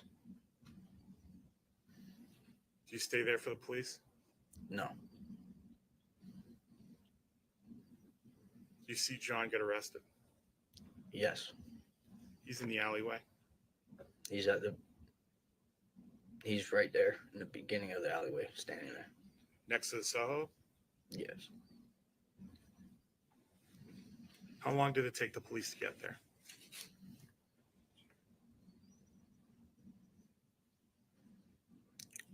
I don't know. Maybe 2 minutes.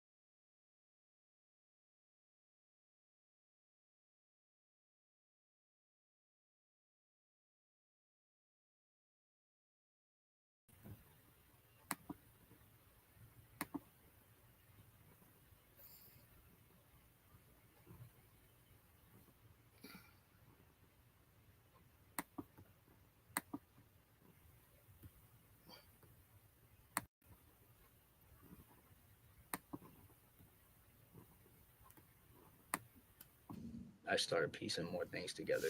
At that point in time, when the incident happened, I couldn't remember much of anything. Mr. Mendoza, you walked right up to Mr. John Delee, who's 6'6", over 300 pounds. Is that about right? Yes.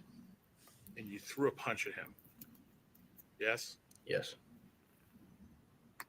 You don't remember initiating that? No. I do now. You do now, I do now. now that you're under oath. Yes, I do now.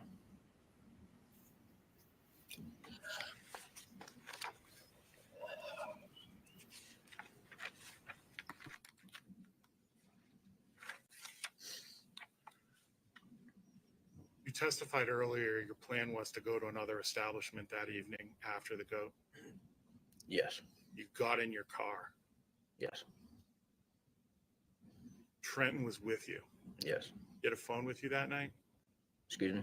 Did you have the phone with you that night? Yes. As a matter of fact, you told the police you had a phone with you. I just stated I had a phone with me. You tried to call 911 after the shooting. Yes. You were in your car. Sustained. You testified already that you were in your car. Yes. Trent was with you. Yes, You could have driven away, right? not necessarily. You couldn't just drive away. I couldn't. We had two other friends that their vehicle was 10-minute walk down the road. You had a phone, right? Yes, Could have called them. I don't know the numbers. No further questions, Judge.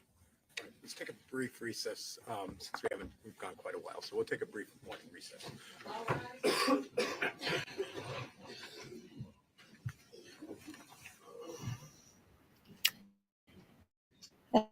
I wish this judge would give an indication on how long brief is. Let's see. I was looking at something. What was it? Oh, something short that was I thought would be good for a break. Let's see if I can find it.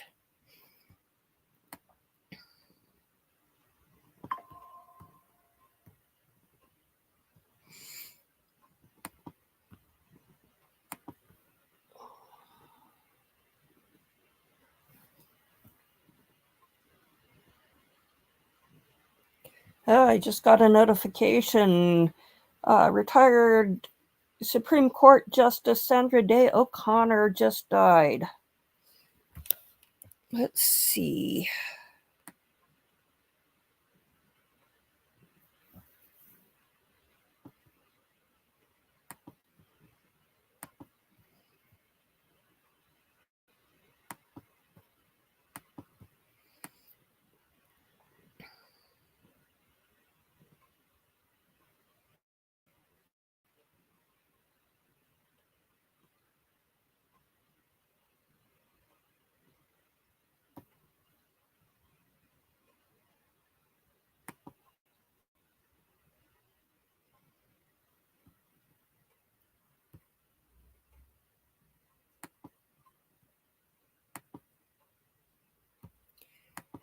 Okay, here we've got a picture of Lori Vallow's booking photo from Maricopa County, Arizona.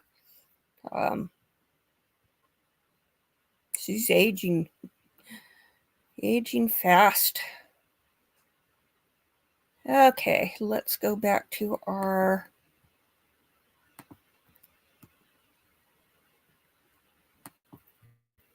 courtroom here. Oops. Let's see if I can find. Oops, that's not what I meant to do.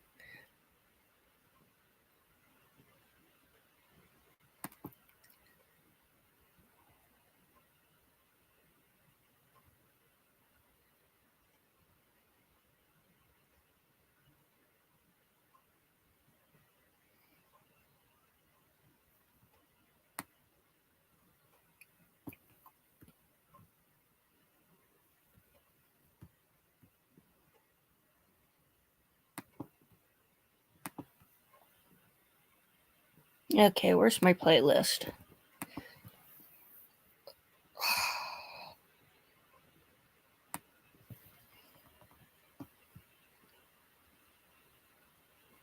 Here we go.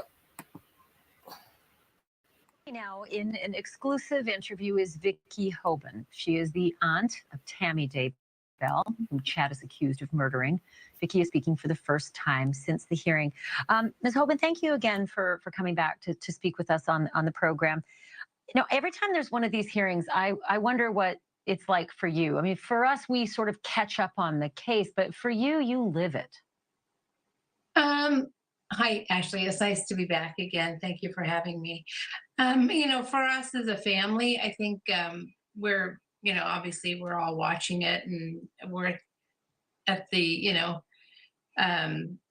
we're waiting for the judge. We're waiting to hear the arguments. I think most of all is that, you know, we really wanted the trial to be televised because we do have people in our family that are disabled that aren't going to be able to make the trip, that we're not able to go last time. We have teachers in our family that can't leave in the middle of the school year. So when all these things come into play where, they're incumbent upon the judge's decision, yeah, we're very invested.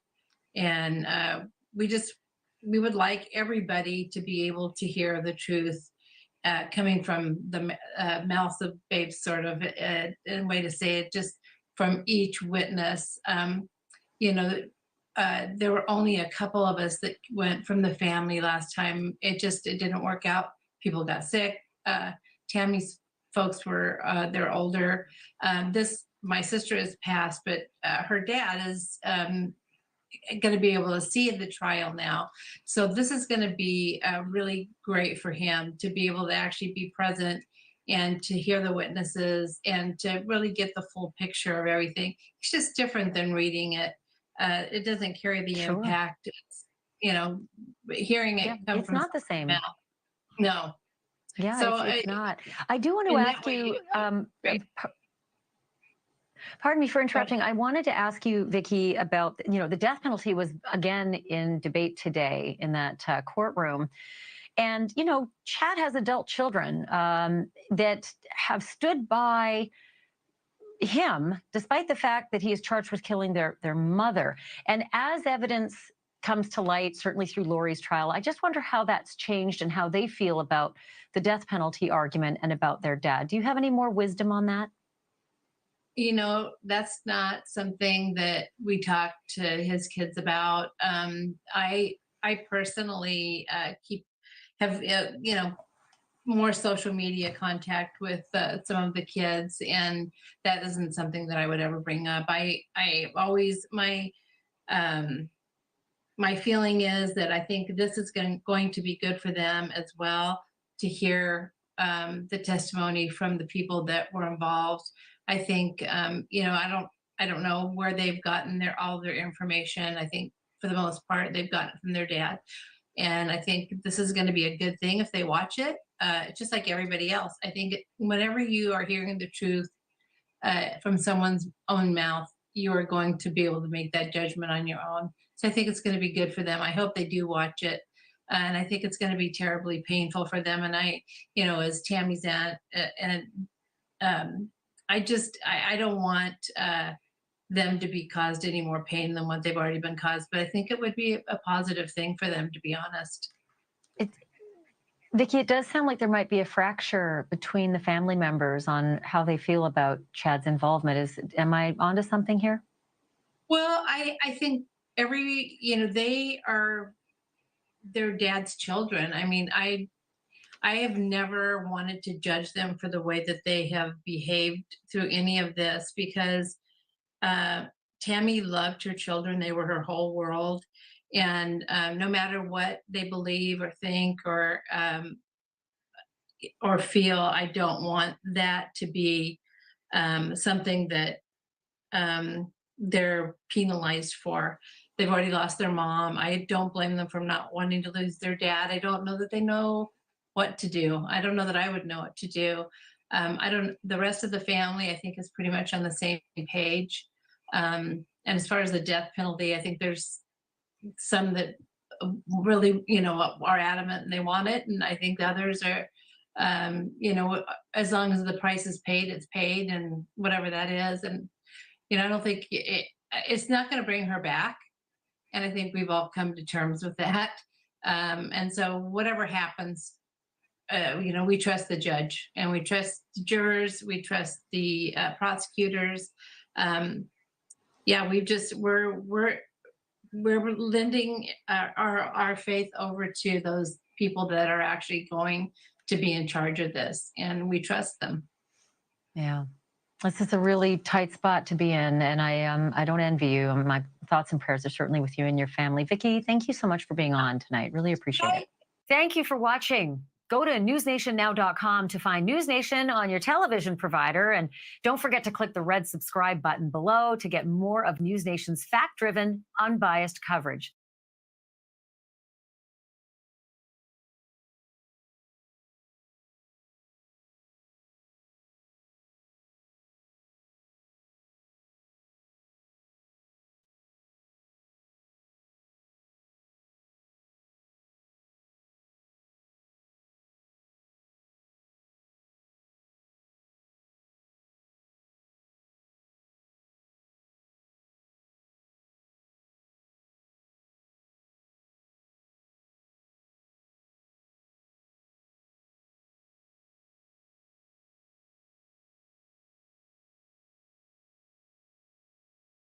News. Been a while, kind of been a little quiet, but the motions are now starting to get filed ahead of Chad Daybell's trial, which will begin in April in Ada County. And if you remember back to Lori Vallow's trial before it actually happened, her attorneys filed a bunch of motions about motions to strike the death penalty, motions about the jury, motions about evidence. We're going to see that all in the coming months leading up to Chad's trial.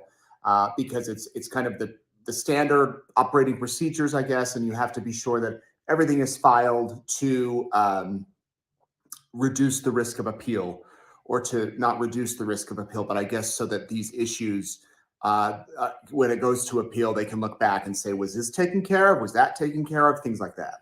So Chad Daybell's attorney filed a bunch of 3 motions on Thursday, and dealing with the motion to strike the death penalty.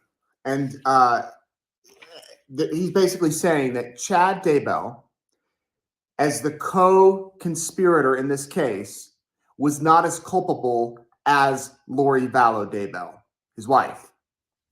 He says the state during Lori's trial consistently argued that Miss Vallow was the most culpable party to the alleged conspiracy that led to the deaths of J.J. Tiley and Tammy Daybell. Miss Vallow set the conspiracy in motion.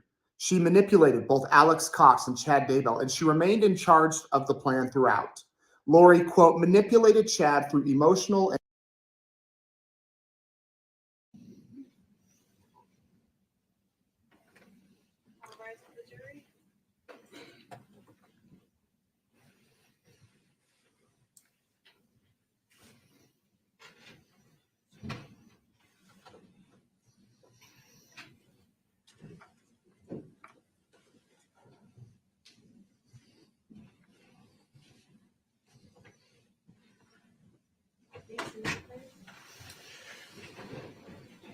Thank you, Aaron.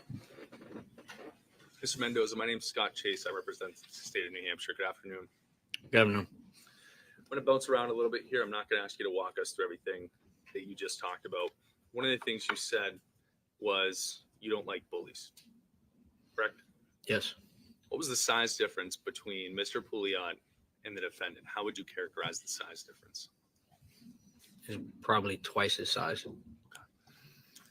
And we heard about your background, right? Yes. Okay. Fair to say you have more of a street life, more street experience? Yes. Okay. Fair to say, from your perspective, a fight is a fight. Yes. If you guys want to square up and fight, they fight. Yes. Not a big deal. No. Okay. But you didn't like seeing a big guy twice pushing around a little guy like Timmy. Correct. Okay. And let's fast forward and let's talk about the fight between you and the defendant.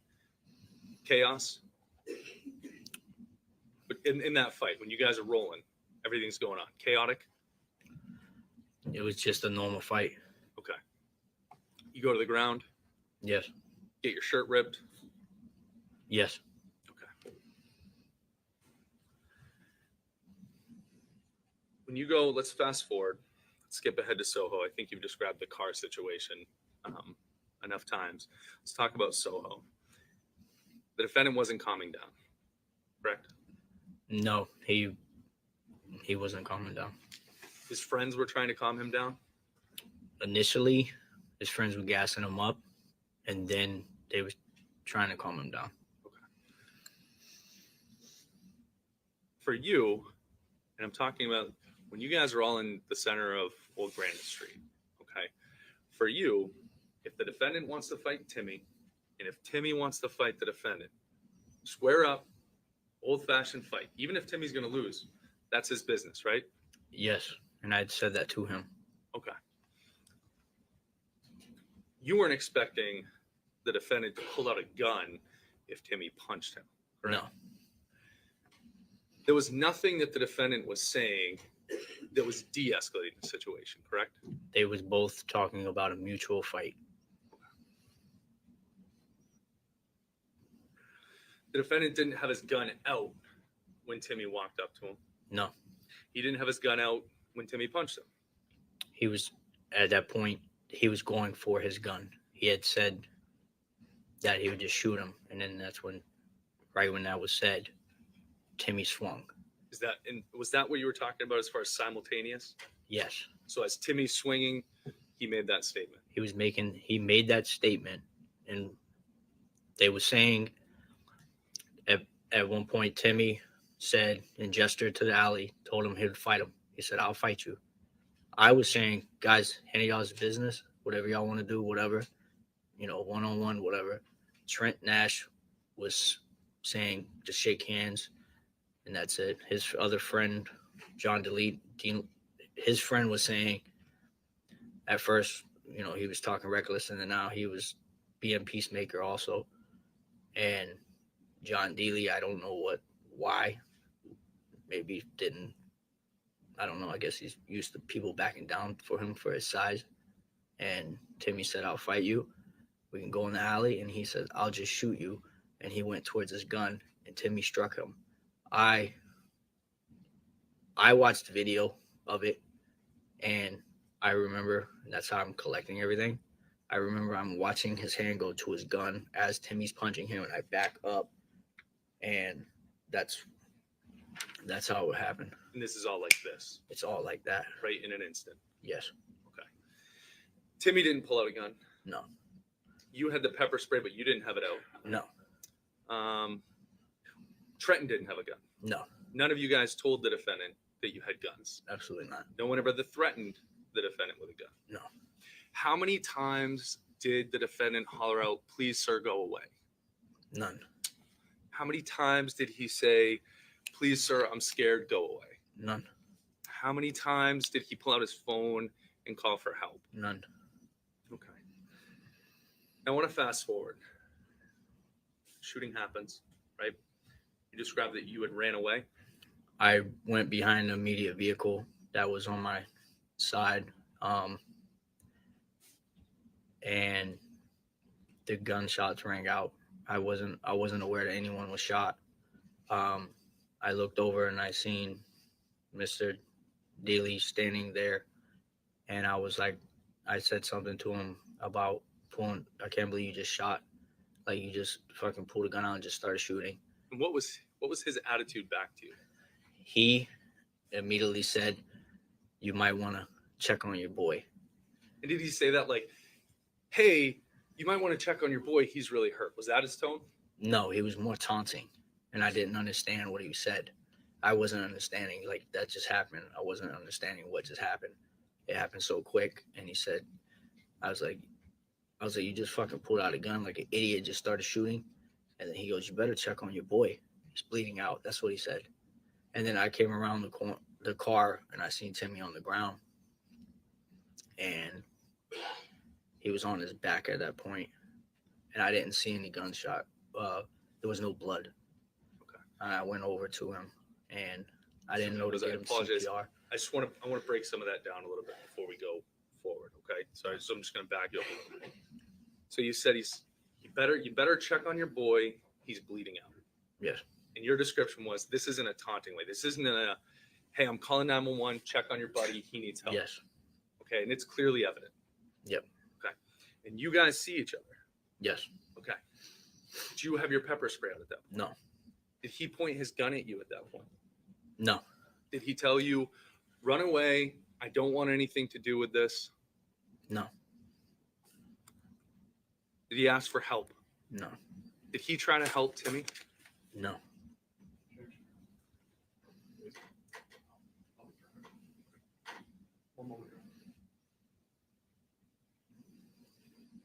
You are. Say there's nothing further. Any redirect?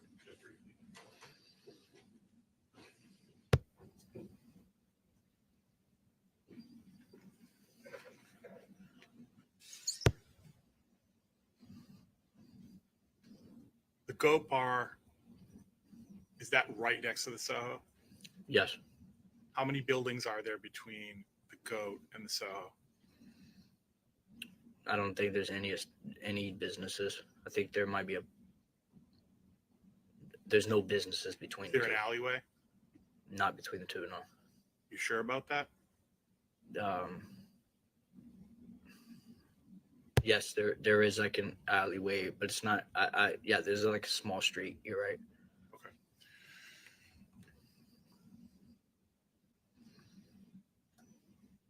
All the parties exited the goat at some point that evening, right? Yes. And they walked the distance between the goat to the Soho, correct? Yes. And at least partially into that alleyway, correct? I didn't. Not all You parties. didn't, but other people did, right? Not that alleyway. The one next to the Soho. There's one that's between Soho. I'll rephrase the question. I just talked to you about an alleyway that's between the Soho and Yes. the goat. No one went down that alleyway. No one went down that alleyway. Is there one next to the Soho further up the street? Yes, behind the store there. Okay. Did some parties at least make it partially into that alleyway? Yes, they went down that alley, however far, I don't know. Okay. And people walked there, right? Away from the goat and towards the Soho? They walked away from the goat toward, yes. No further questions.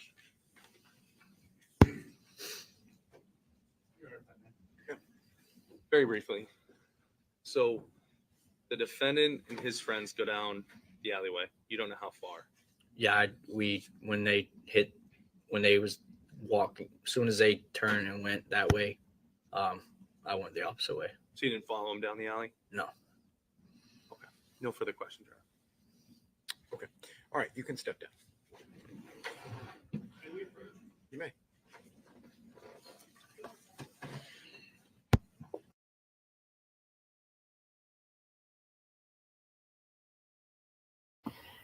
I just got a notification on my phone that the George Santos of New York has been expelled from Congress. This is only the 6th time when somebody has been expelled.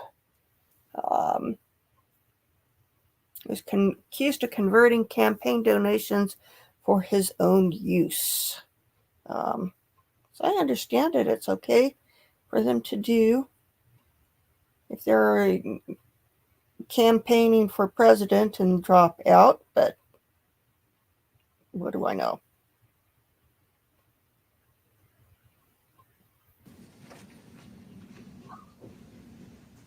Does the defense have any further witnesses? No. Okay. All right. So, ladies and gentlemen, the parties have entered three stipulations in this case, and a stipulation is a form of evidence. So let me explain that to you. I explained to you typical forms of evidence are testimony, exhibits, the view, and a stipulation is yet another form of evidence for your consideration. So a stipulation is proof or is an agreement between the parties that certain facts are true, and you have to accept those facts as established without either side having to bring in outside evidence to prove these facts. And so in this case, the first stipulation that the parties have agreed to is that on the morning of January 28th, 2023, at the time the defendant left the Goat Bar and Grill in Manchester, the car he was driving was parked at the Market Basket parking lot at 460 Elm Street in Manchester. So you have to accept those facts as established based on that stipulation. The stipulation number 2 reads as follows. The state has submitted various video clips into evidence, including state's exhibit numbers 34, 45 to 55, 58, 60 to 67, 69 to 71. The clips and portions thereof that have been entered into evidence are comprised of the portions and areas of the captured footage that is relevant to this case. Number 2, the remaining aspects and portions of the clips not included within the exhibits did not capture relevant information. Jurors are not to speculate on what may have been or may not have been captured on those aspects of videos that have not been entered into evidence. So that's stipulation number 2, and you have to accept that as established. And number 3, the stipulation is on January 28th, 2023, the defendant, John Delee, was approximately 6 foot 6 inches in height and weighed approximately 350 pounds. So that's the third stipulation you must accept as true. I'll mark each of these as a court exhibit to go back with you into your deliberations as well. Okay, so don't start talking about the case. We're going to break now for lunch. We'll come back after lunch, do closing arguments, and I'll give you the final instructions, and then you can start deliberating. So we'll see you after lunch. 1 o'clock. 1 o'clock.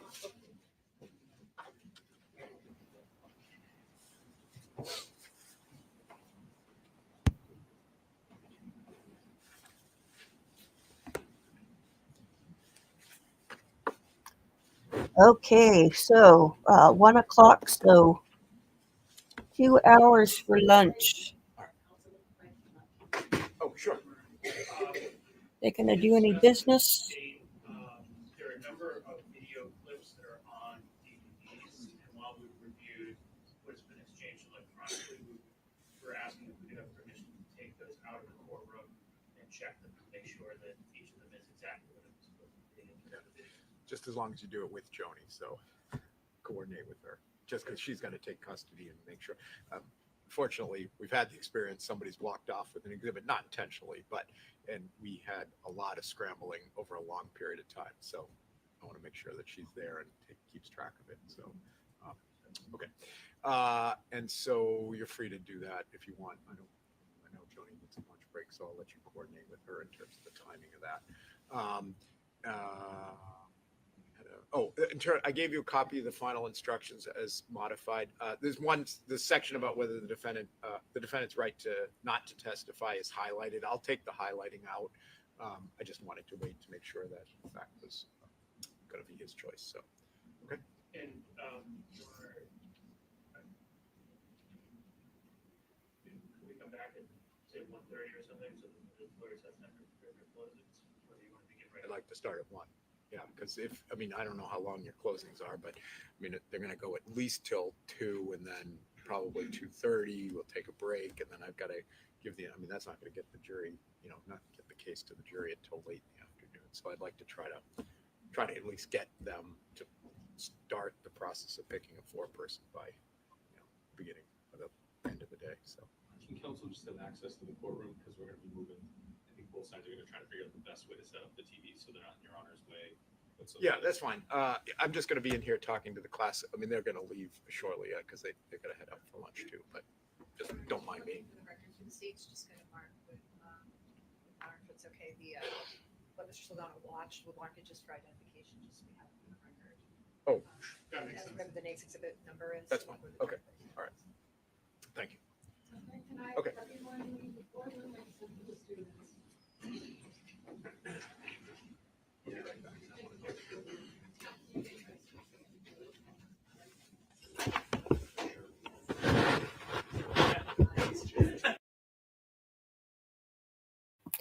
Okay, so we have a 2-hour break before we're going to have closing arguments, and then we will be on jury watch.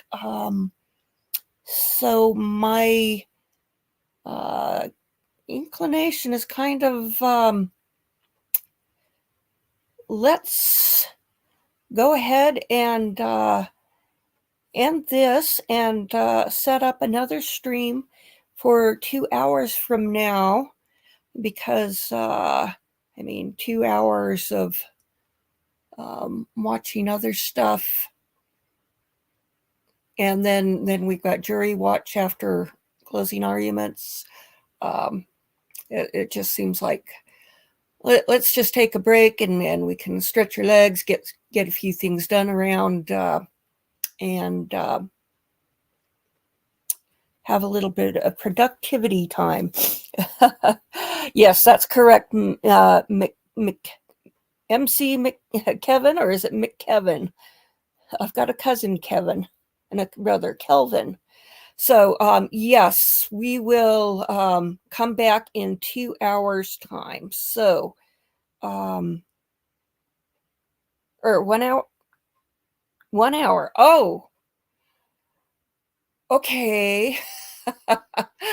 Thanks for correcting me on that. I thought they said 1 p.m.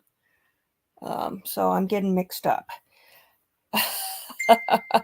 All right, Cat's Gallery. Yes, we will do this again in an hour, and I'm going to run to the store, and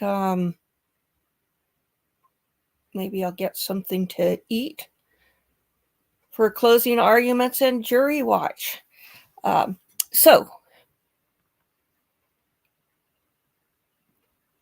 thank you, MC Kevin. I have a hard time getting my brain around East Coast. The last few trials have been in the Central Time Zone, so my brain is thinking 1 hour difference. So thank you for correcting me on that point. Thank you. Okay, we will do this in an hour. So we'll see you soon. And this will be interesting. I think that it's overwhelming that he used excessive force. This, is proposed to be mutual combat. You don't pull a gun when you're talking mutual combat. So, okay. All right. See you in an hour. Bye-bye.